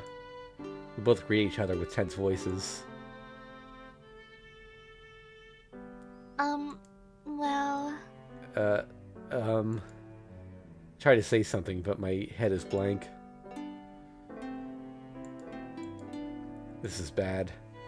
It's bad to have silence so early in the morning. No, more than that, as a man, I can't trouble a girl.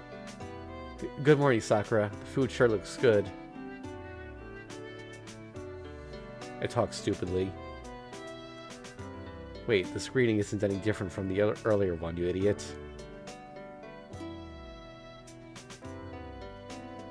Oh yes, good morning, Senpai. I think Sakura's response is the same as well. She looks at me in surprise, evidently thinking the same thing. To her, I must look the same way. Thinking about it makes me relax. We were both nervous, but we were looking forward to seeing each other. Phew, this is the third time, but good morning, Sakura. Alright, I'm gonna take the screen down now. I think we're done. I give her a natural smile and greet her again.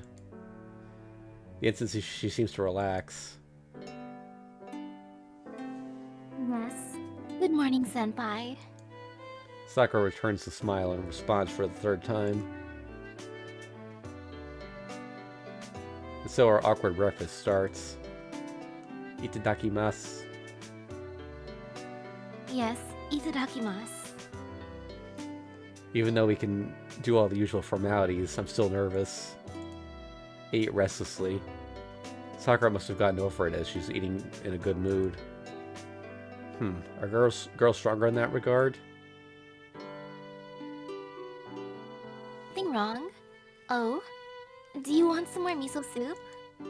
No, I'm still on my first bowl, but it's good. Yeah, it's really good. Yes, I'm confident in today's food, so I'm glad you like it. Her smile makes me choke. It's embarrassing to be blushing when Sakura is already composed, so I start eating to hide it. Phew. I put down the empty bowl. But the side dishes are still untouched. It was all I could do to finish the rice and miso soup. I don't even want to think about eating anything else. But it can't be helped. Forgive me, Sakura. I want to get away from here and give myself a chance to calm down. Senpai? Did you not like the breakfast today? Ugh. Strategic retreat failed. Seems I'm the only one who didn't notice that there's no escape. I hand her the bowl silently.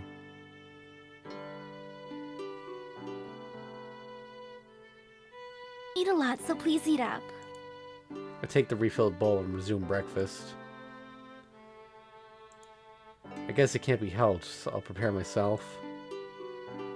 I just have to deal with the fact that I'm blushing and won't make excuses for looking at every move Sakura makes. But still... Sakura, isn't this a problem? What do you mean by that, senpai? She looks at me in wonder. In other words... Alright, I got a bad feeling. The screen's going back up just for a second. Oh, no, Ryder's here. Never mind. We're good.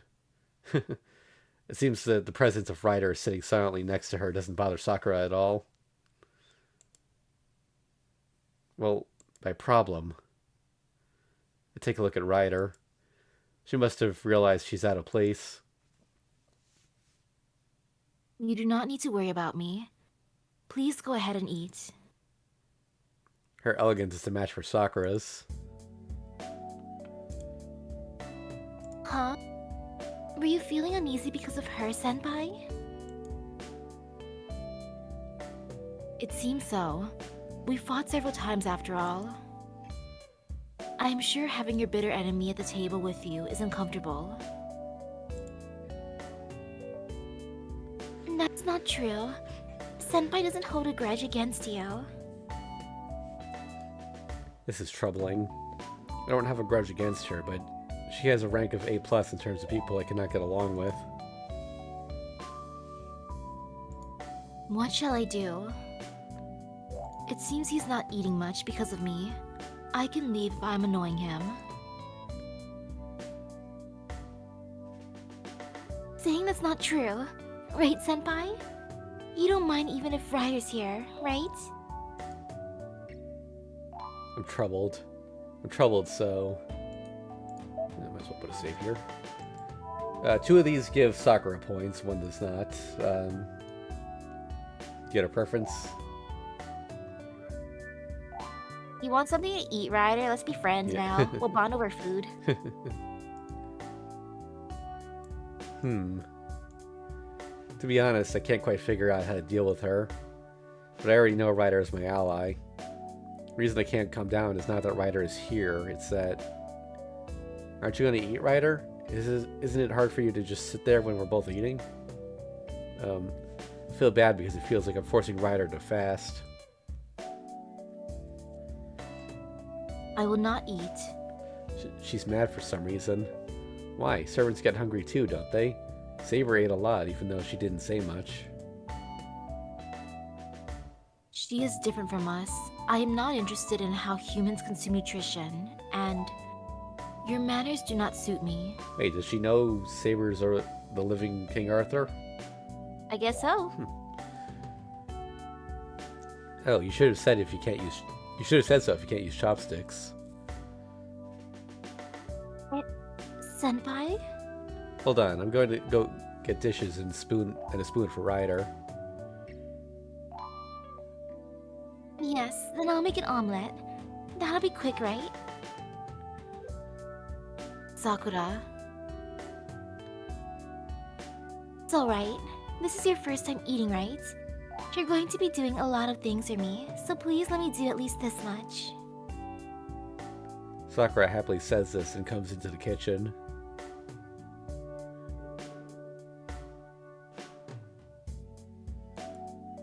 Oh, how about we make some soup while we're at it? We have some...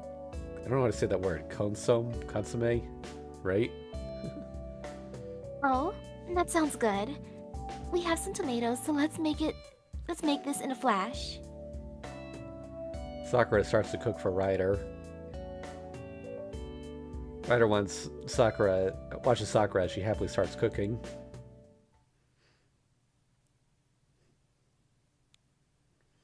Breakfast is over, and it's now 9 o'clock. I skipped school today.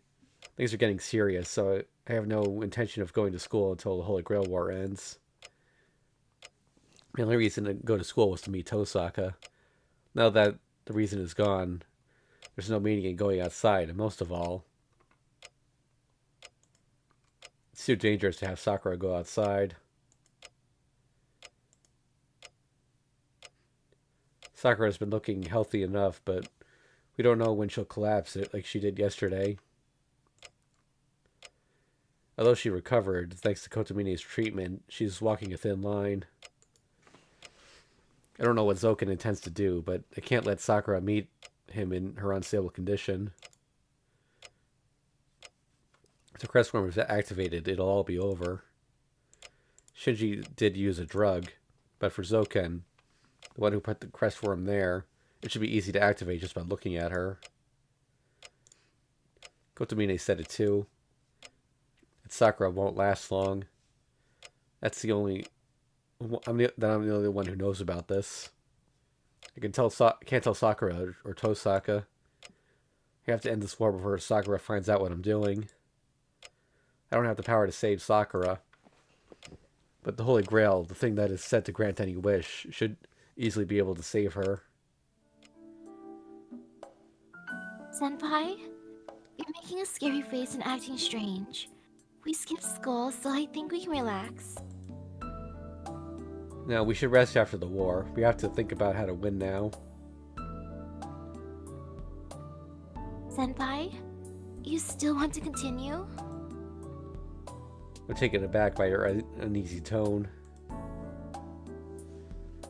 I vaguely understood, but Sakura doesn't want to fight. She should know the Holy Grail is the best way to cure her, but she's not even considering it. Hatred of battle. Sakura is terrified of harming others. She's right, and I have no intention of contradicting her. Sakura can stay that way. I'm the one who's made her cry all this time. Therefore, my job is to fight for her.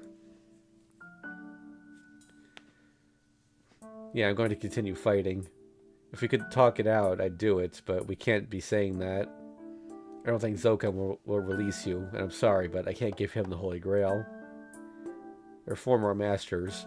I'm going to make you win and have you use the Holy Grail.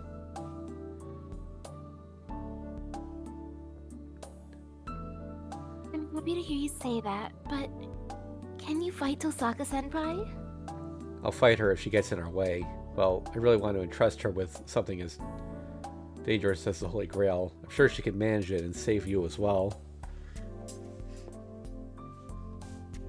Is that so? She's a magus. I don't think she would think about someone as weak as me. I can't say it's not true. Tosaka's a nice person, I already know that. But with that aside, Tosaka is a magus. Last night she said she would kill Sakura. Even though that might have been the only choice at the time, she was willing to take it. So, if the Holy Grail turns out to be able to save Sakura, she would surely use the Holy Grail, something far superior to Archer, to kill Sakura. You're right, but still, Tosaka won't be able to do it. She can't kill you. Eh? Why do you think so, senpai? Well, I don't have any proof, but deep down she's an amazing person. I bet the future she chooses is a really happy one where nobody has to die, so it's fine. Tosaka will surely save you in the end.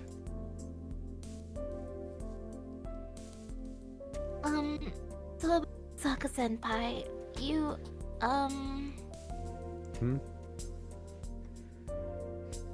No, it's nothing. I'll believe in her if you say so. Yeah, then again, it'd be a shame to put everything on her shoulders. I don't want to just hand it to her in any case. I want to be the one protecting you. I chose to lead Sakura's way, so I can't give that role to anyone else. I'm going to do my best to make Sakura happy. Senpai? I appreciate your concern, but I don't think you're in a state to fight. Saber Sound's gone, and your enemy's with Tosaka-senpai now. There's no need for you to involve yourself in the Holy Grail War. So please go back to your usual life. I don't want you getting hurt because of me. Idiot, that's not your fault. I'm doing it because I want to, and it's not something I can withdraw from now. You should know that too, Sakura. I participated in this war as Saber's master. I didn't become a master because I was dragged into it. I became a master by choice. Then I can't withdraw now. I'll fight, even if I have to do it alone. I'll see this conflict to its end. That is my atonement for Saber, who lost her life fighting for my selfish goals. Then no matter what, I won't stop. So I think we need to come up with a plan of action. Is that fine with you, Ryder? I do not mind. You're correct. What is your opinion, Sakura? Sakura agrees with silence. Good, it seems she understands. Alright, we need a plan, but before that... I glance at Ryder. I'm getting used to her presence, but I do want to do something about this.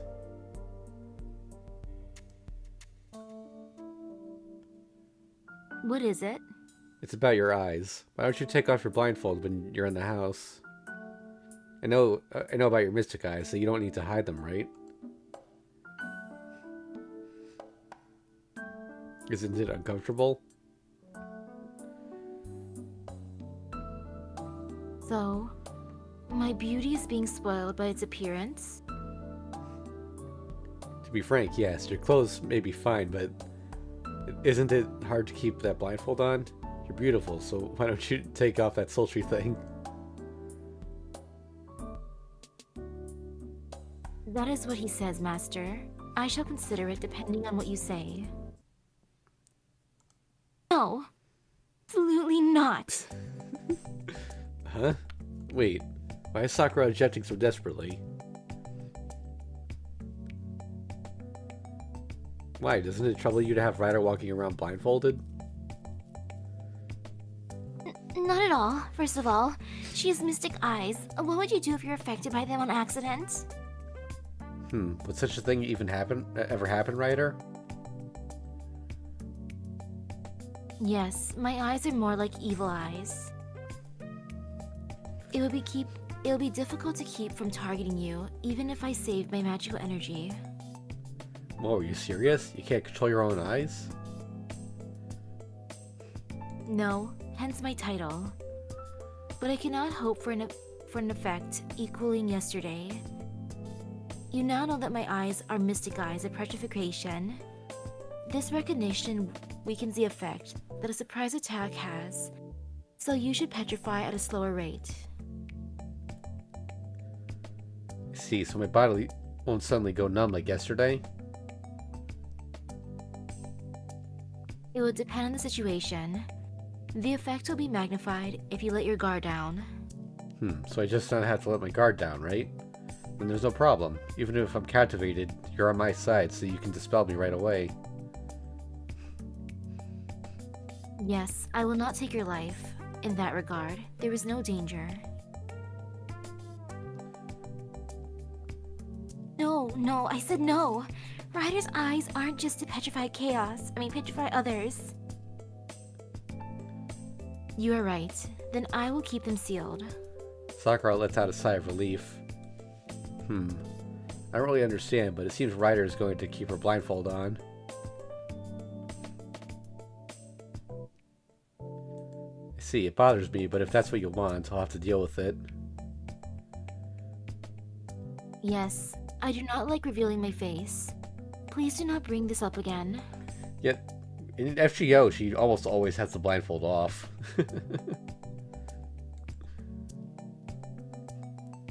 Where did her previous lightheartedness go? Ryder is suddenly acting cold now. She's hard to understand.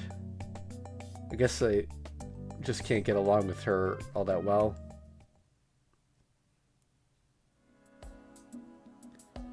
Let's get back on topic. About our future course of action. First of all, you're not going out of this house, Sakura. It's too dangerous if you meet Zoken. I'll handle him. That is a proper approach. But how do you defeat that Magus? Do you have any thoughts? I hesitate to answer it. She asked me like that. There are several possibilities, but I haven't put any thought into them. That's... The choice will likely determine our fate. There are many choices. Of them all, the most realistic and reliable method would be... I think I should cooperate with another master. She may not become our ally, but she may help us defeat Zoken if we tell her about the current situation.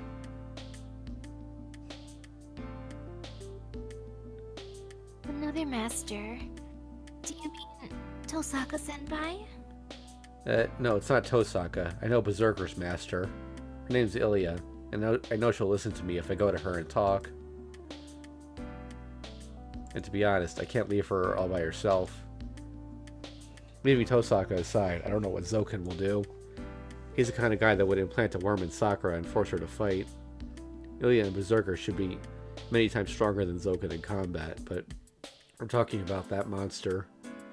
I'm sure he will use any means possible precisely because he can't beat them in combat. So even those two should be careful. Berserker, you believe that Mad Warrior will become our ally? I think it was Ryder's line, but they may not become our ally, but they should at least overlook us for a while. And even if we can't cooperate, I want to warn them at the very least. The girl that came to this town alone, Ilya was raised as a master and crowned with the name Einsburn, so she's not a total stranger to me. I see. But senpai, do you know who this Ilya person is? Yeah, she showed me once before. I remember the way. It's a big forest, so I don't think it'll go exactly as planned, but I should make it in half a day. Half a day? That means you're going to set out now? Yeah. They say to strike while the iron's hot, and if I head out now, I should be back by nightfall. I was pressed to make a decision, but this is good. Ilya helped me yesterday, so I want to thank her for that. And it might prove fatal for her if I don't tell her about Mato Zoken and that mysterious shadow. I'm going to get going. I'll come back as quickly as possible, so rest in your room. Okay, senpai. Then please, at least take Ryder with you. She can protect you from anything that might happen. Oh yeah, that's safer for me. But I can't agree to that. Sakura is also in danger. No, she's in greater danger because she can't oppose Zoken if she meets him. No, you protect Sakura, Ryder. Zoken comes, try to avoid battle since that uses your magical energy. Instead, carry Sakura and run away. I'm sure they can't catch up to you. Ryder nods obediently, apparently thinking the same thing. See, Ryder's saying the same thing. You'll be staying home for today. But it's dangerous for you too. That forest right now is... Don't worry, I'll run away if I think it's dangerous. And Ilya isn't interested in anyone that's not a master. It's not dangerous for me since I'm not a master anymore. I pat her on the shoulder and leave the living room. Well, I'll go to the shed first and find something I can use as a weapon.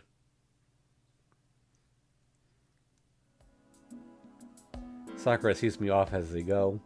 A shinai bag with 2 wooden swords inside and another bag filled with light food are the only things I'm carrying. I didn't bring a map or a compass. It's a route Ilya showed me with her magic, so all I can rely on is my memory and my instinct.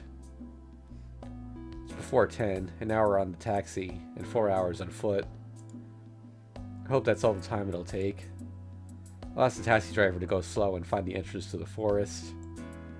I'll get off the taxi when I find the entrance and continue on foot from there. I'll make it to Ilya's castle before sunset if I take the shortest route. I'll figure out what to do next once I've met Ilya.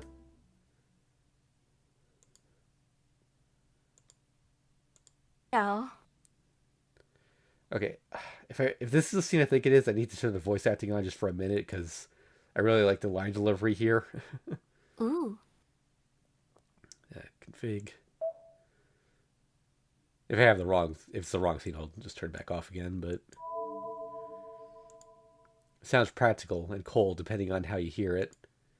But my name is said politely with such intimacy as she can show. I almost said the name, voicing my impossible wish. Yeah, I think this is the scene.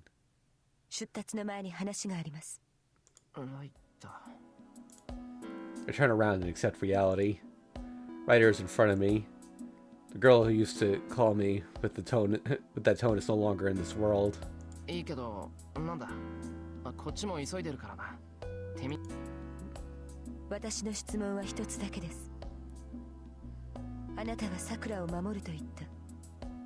その理由を私はまだ聞いてはいません。エミヤシロ。それ、俺は信用できないってことか。ええ。私は桜ほどあなたを知っているわけではありませんから。That's a natural question. Ryder protects Sakura, not me. As a potential ally, she just wants to know my intentions. 一度しか言わないから、この手の質問はこれっきりにしてくれ。もったいぶってるんじゃなくて、人前で言うようなことじゃないから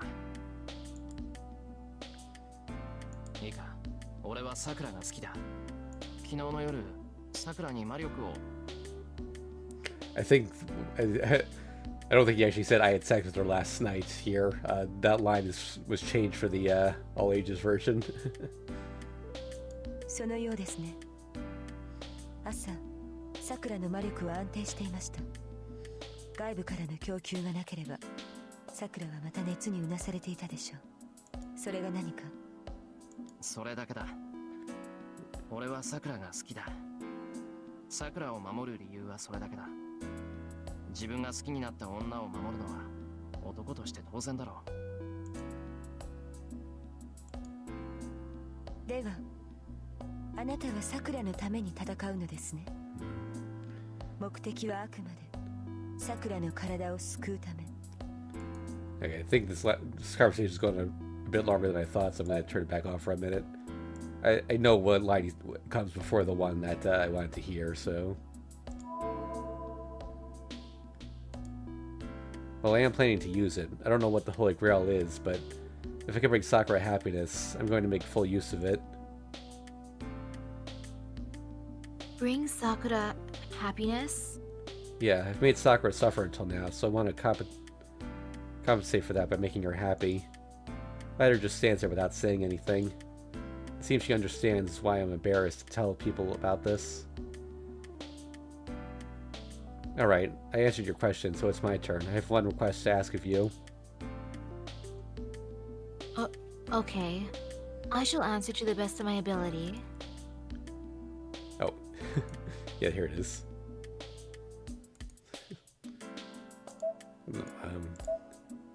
Yeah, Ryder's line delivery here is adorable. It's easy. Can you not say my name with that accent you just used? Can you pronounce it properly? It's Shiro. Don't drop the U and pronounce it clearly. わかりました。白でいいのですか？いや、それじゃ素人だ。もうちょっとなんていうか。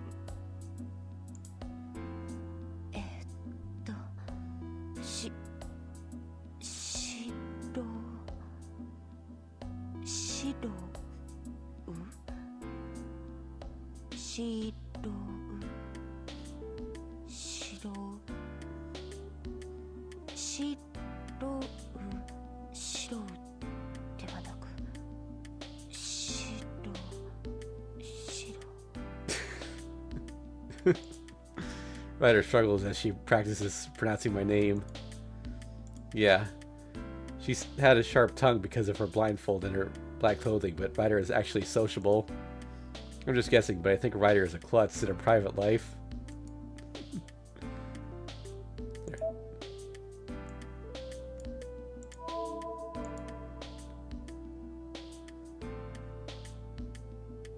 Shiro. So this is the correct pronunciation. Shiro? Yeah, it's perfect. I'm sorry I asked you a self-request. Selfish. You do not like to be called with an accent I used, right? Then I believe it is right for you to correct me. You're wrong. I did like the way you called me. That's right. Liked it, so I didn't want anyone else saying it the same way. I know it's a stupid thing to care about, but she was the only one I wanted to hear call me like that. I'm sorry. It's really just something selfish. It's not that you're at fault.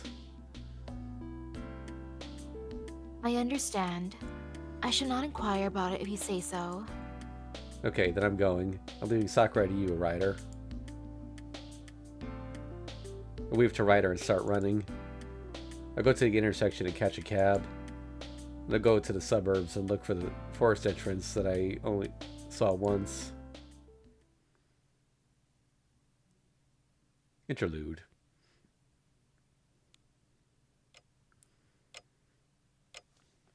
And she is left alone. There is no reason for the boy to fight.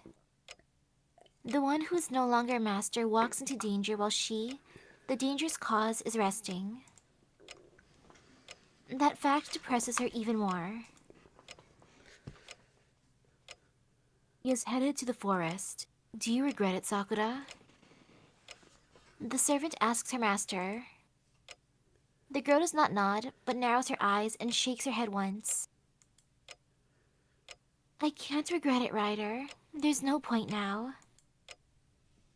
You are correct. That was certainly a meaningless question. Yes, but it's not all painful. I know, it's wrong to say this, but I'm happy. I'm happy that Senpai is doing something for me. But her face is filled with agony. The mouth that says she's happy is heavy as if bound by a feeling of guilt. But that's wrong. Grandfather will show no mercy. As long as Senpai keeps fighting, there's a chance that he'll die. And most of all, it's troubling for her if he stays in the war any longer. It will bring a bad fate upon them both. That's why she wants him to simply return to his normal life. She will not last long. That being the case, she wants him to live.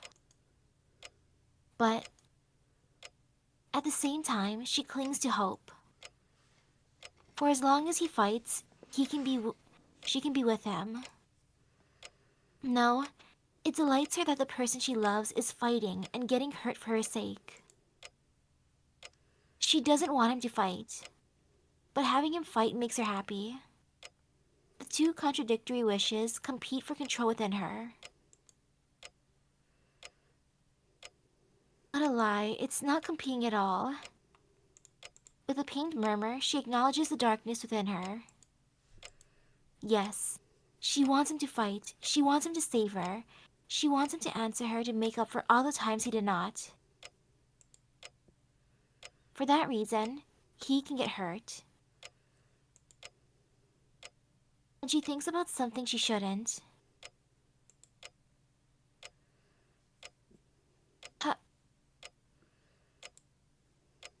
Clutches her chest. As if responding to her dark passions, the worm within her stirs against her nerves. It was only for an instant. She imagined him getting hurt for a mere instant, and the worm has begun to violate her once again. Wriggle, wriggle. Wriggle, wriggle. Wriggle, wriggle, wriggle. The squirming in her body makes her ears ring.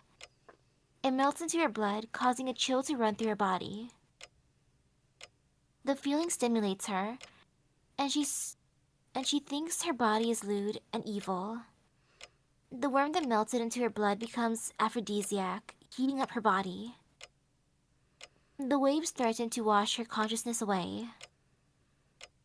She always thinks with her heated head that her limbs are too dirty to be called human limbs. Sexual desire easily fills her body, and she clings on the ground in a vulgar manner. Her panting does not stop, and her hips wriggle like mucus.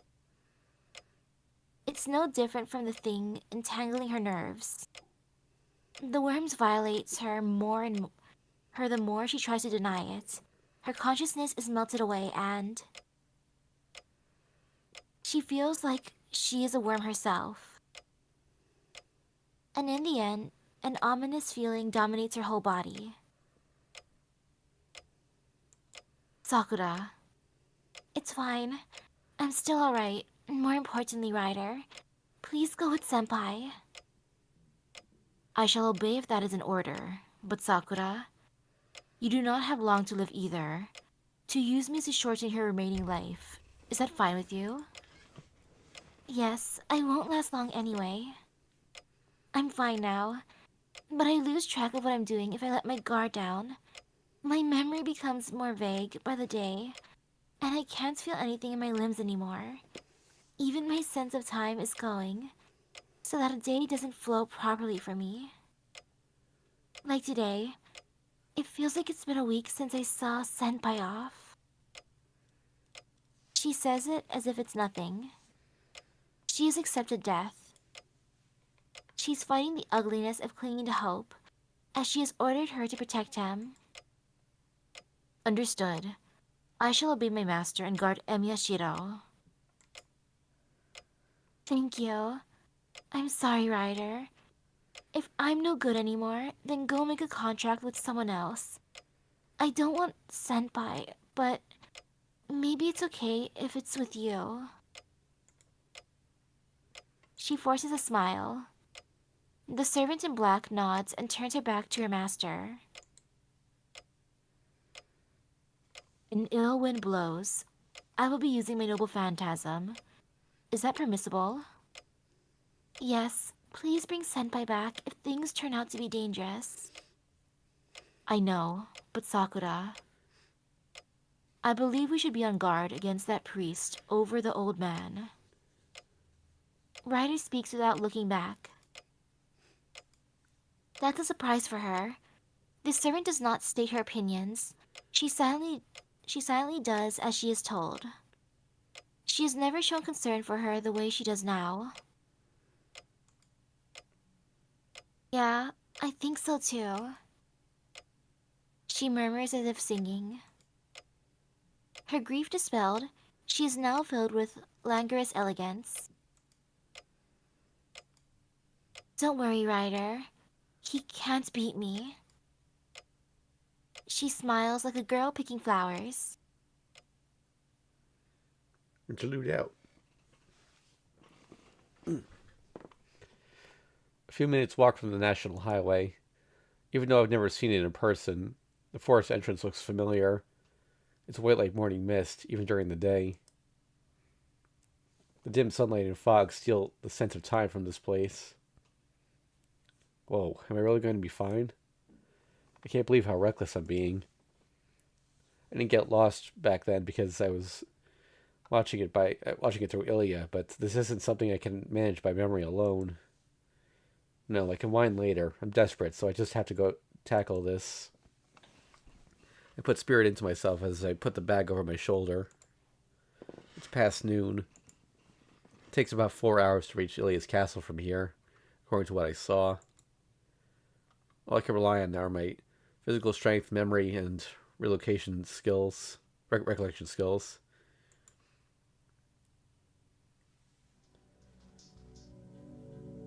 I walk through the forest. The smell of sap is a bit suffocating. The unpaved path is tiring to walk on. It's been 2 hours, and I think I'm following the route Ilya showed me. But it's worrying that there's no sign to confirm that I'm on track. I could keep walking all day because of my training, but mental fatigue is chipping away at my energy. If memory serves, I still have 2 hours to go. I can easily imagine what'll happen if I don't end up at the castle in that time. My physical limit is far, but I'll make trivial mistakes with a disturbed mind. Rehydration and monitoring your condition are your highest priorities during mountain climbing. And you have to worry about which foot you step with and the depth of the bare rock you're scaling. Even though the forest isn't as dangerous as a mountain, this place is a different kind of danger. Losing your sense of direction, not knowing where you are. There's the danger of getting lost, and who knows what beast you might encounter. The beasts living in this vast forest are likely to have their territories. When people stray into those territories, they're usually attacked. Walking aimlessly is like asking to be attacked. Even a straight animal trail needs to be avoided from time to time. Fortunately, snakes don't seem to exist in this forest. All I see are traces of wild dogs, and that's rare too. I bet there aren't many living things here because of the magic of Iceburn in this forest. But there are a few wild dogs, and there may be far worse things. Oh, that way is bad. I'll have to watch out on my way home. I go around the thickets that an animal may be lurking in. I make my way according to my memory. Discretion is the better part of valor. It's a rule of thumb to simply avoid dangerous places rather than waiting until the danger confronts you and then running away. But still, this forest seems different from the one Ilya showed me. The air around me feels different. An ominous chill runs down my neck with every step. Or runs down my back. Don't go any further. Get out of this forest now. Nobody will return alive from this forest today. I feel like the swaying trees are warning me. Come to think of it, the smell is... I thought it was sap, but that's not quite right. The sweet smell is nothing in the forest. This is... probably... Hold on. Take out a wooden sword from my bag. Stop, concentrate, and strengthen it within a few minutes. Something's coming. I hear footsteps from the other side of the thicket. I hear sounds among the swaying branches. It's coming. It comes out and heads straight for me. I raise my wooden sword. Testing my arms. I grip my sword and stand ready. That's it. Don't move. All right, don't move. We both freeze. Well, how should I handle this situation?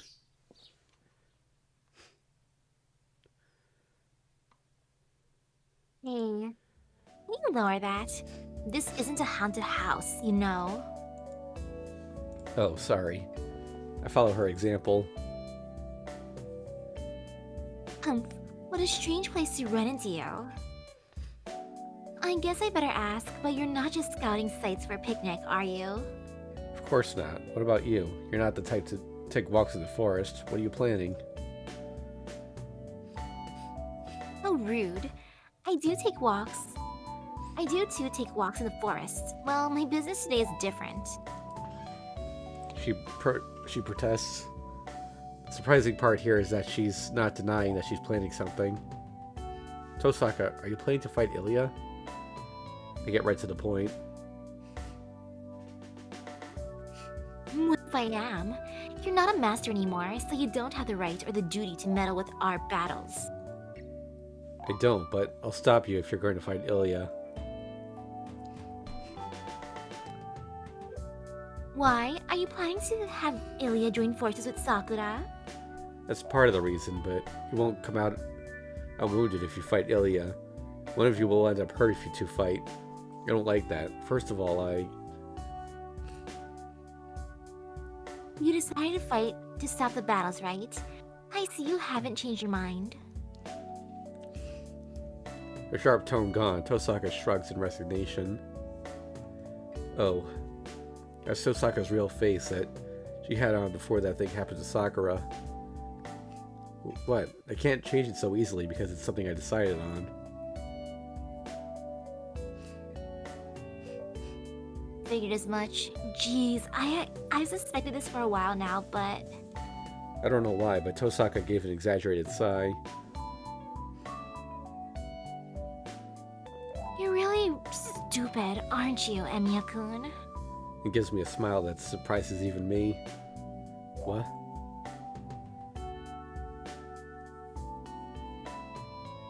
But this is good. You never learn your lesson, but that's what I expect from you. You should do your best as a clumsy person. What's with that triumphant expression? You pissed me off. Now. So I guess you have business with Ilya too. You're really planning to talk with her? I'm angry, but Tosaka just stares at me with a smile. Damn.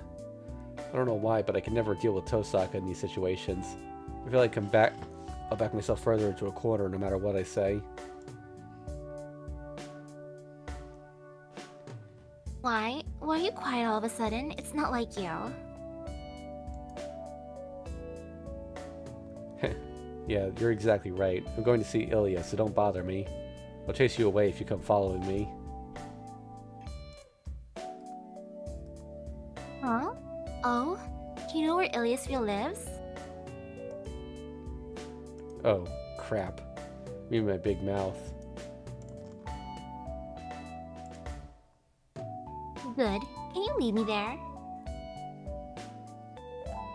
I know the general location, but I only have a really old map. And I can't really trust it. It's great if you know where it is. Hey now, I told you not to follow me.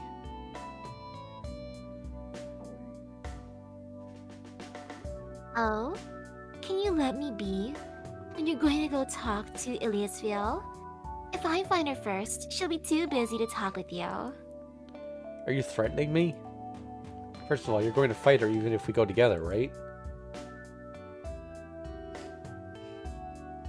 I won't. It's best if we can cooperate with her. Our priority is to kill Zoken, right? I came here to warn her. Warn her about what? Mato Zoken is planning something, so I'm going to warn her not to let her guard down. You remember what happened to Castor, right?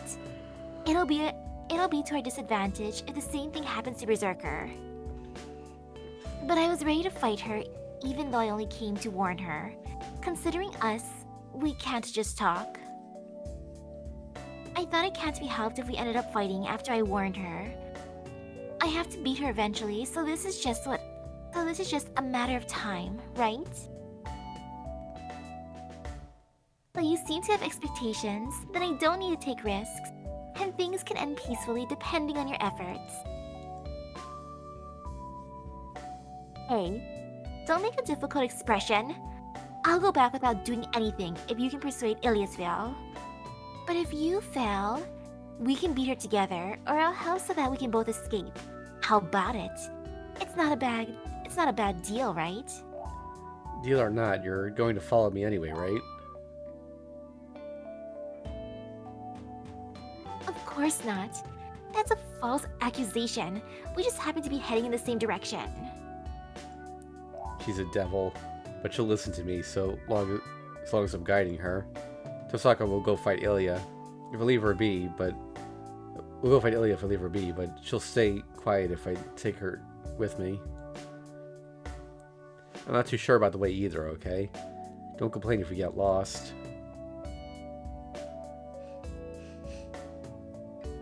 Don't worry. You're heading exactly the way my map says. We won't get lost with your guide and my map. I sigh loudly, making sure Tosaka can hear it. Alright, I give up. Let's go to the castle together. You won't fight Ilya, right? Right. I won't interfere while you're talking with her. She's troublesome if she's your enemy, but she's reliable if she's...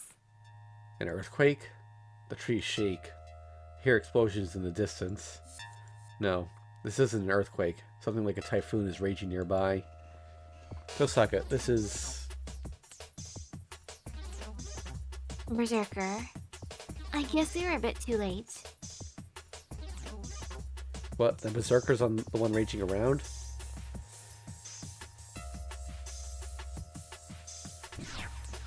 Yes, we're here. So there's only one person Berserker would be fighting against. What will you do? I'm going, but will you stay? There's no time to think. I... Save? I should stay here. I can't die carelessly. It's dangerous to make a move before I know what I'm getting into. I'll stay here. Are you really gonna go, Tosaka? Yeah, but you're making the right choice. I have Archer, but you're alone. It's good to be careful. Alright, don't let your guard down, even with Archer, okay? Of course. I'll come back right away if I think it's dangerous. Tosaka starts running without turning around. The tremors continue. Tosaka said Berserker is fighting. Zoken and Assassin are the only other enemies. Berserker will not lose in pure fighting ability. Those two cannot beat him, no matter what tricks they pull. But wasn't that the case against Saber as well? I have a bad feeling. I feel like I'm making the same mistake again. Darkness falls. It's not because the light has been blocked. My retinas are seared by black light, as if I looked directly into the sun. What? My mind, filled with ominous presentiments, is filled with a different kind of uneasiness. A complete darkness in which I have no sense of direction. It feels as if I'm swallowed into nothingness. No way. I fumble my way through the dark forest with my smashed vision. Bam, crash. I hit trees as I randomly walk on. Ha, ha, ha, ha. I clumsily charge forward. I feel blood on my shoulder. My forehead's been gashed open where I hit it. But I still want something definite. Running into things and injuring myself is vastly preferable to having nothing. Ha, ha, ha. It's fine. It's fine. My eyes just broke down because of the sunlight. The forest is still there, and I still feel the ground beneath my feet. It's just that my vision has gone black. But it should go away in time. Only a bit longer until my vision returns. I'm worried that what that light was, and if Tosaka's alright. But I'm only going to pull her leg if I go to her with my eyes like this. I have to concentrate on getting my vision back and escaping this darkness.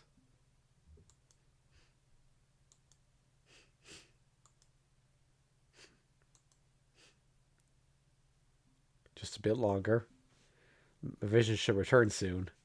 I'm not worried about that. My vision will return. That's a definite fact. I'm just worried about the sounds around me. The storm has stopped before I knew it. I don't hear any crashing sounds either. Is there a reason that I'm not hitting trees anymore? Just a bit more. Just a bit more. The darkness will disappear soon. I have to wait in this darkness until then. I'll concentrate on that for now. I can think later about why the sensation of the forest is gone. I can also think later about the fact that my vision has already returned. That's right. I have to escape this darkness. I walk through the darkness, feeling nothing. Even though I know I'm in a forest, when it's this dark, I start to get bad ideas. For example, like a ridiculous joke that I'm trapped in a world of shadows without an exit. Ha, ha, ha, ha. I keep walking, bitterly laughing at my stupid thought. I feel nothing, but it's just a bit longer. A bit longer. A bit longer. A bit longer. A bit longer, my vision shall return.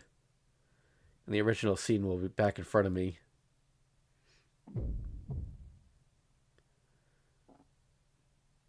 Dead end.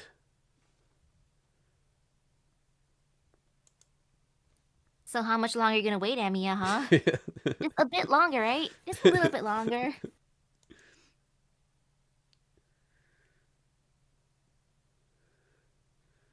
It is a bit sudden, but... The entire city of Fuyuki is having a blackout, so we will be training in the dark today. I don't care, but it's really dark. Yeah, it's really dark. It's lonely. Yeah, it's lonely. Hey, Ilya-chan? Can I tell you the truth?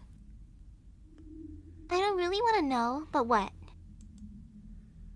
Yeah, doesn't it feel like there's someone else here? Stop it, Taiga. Even if it's a joke. Gecko? That was a funny scream, Elliot-chan.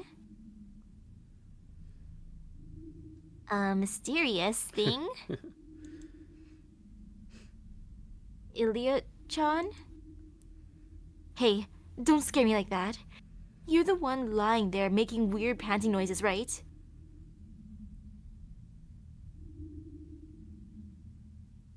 What?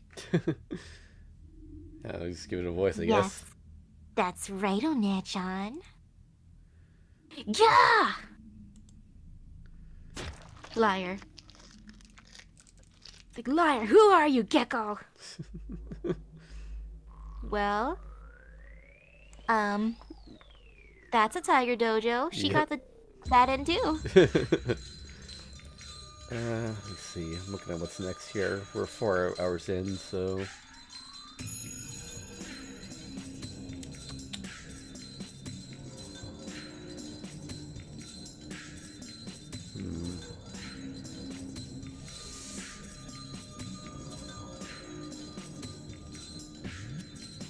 Alright, you know what, I think we should save this for tomorrow. It's gonna be a pretty big scene.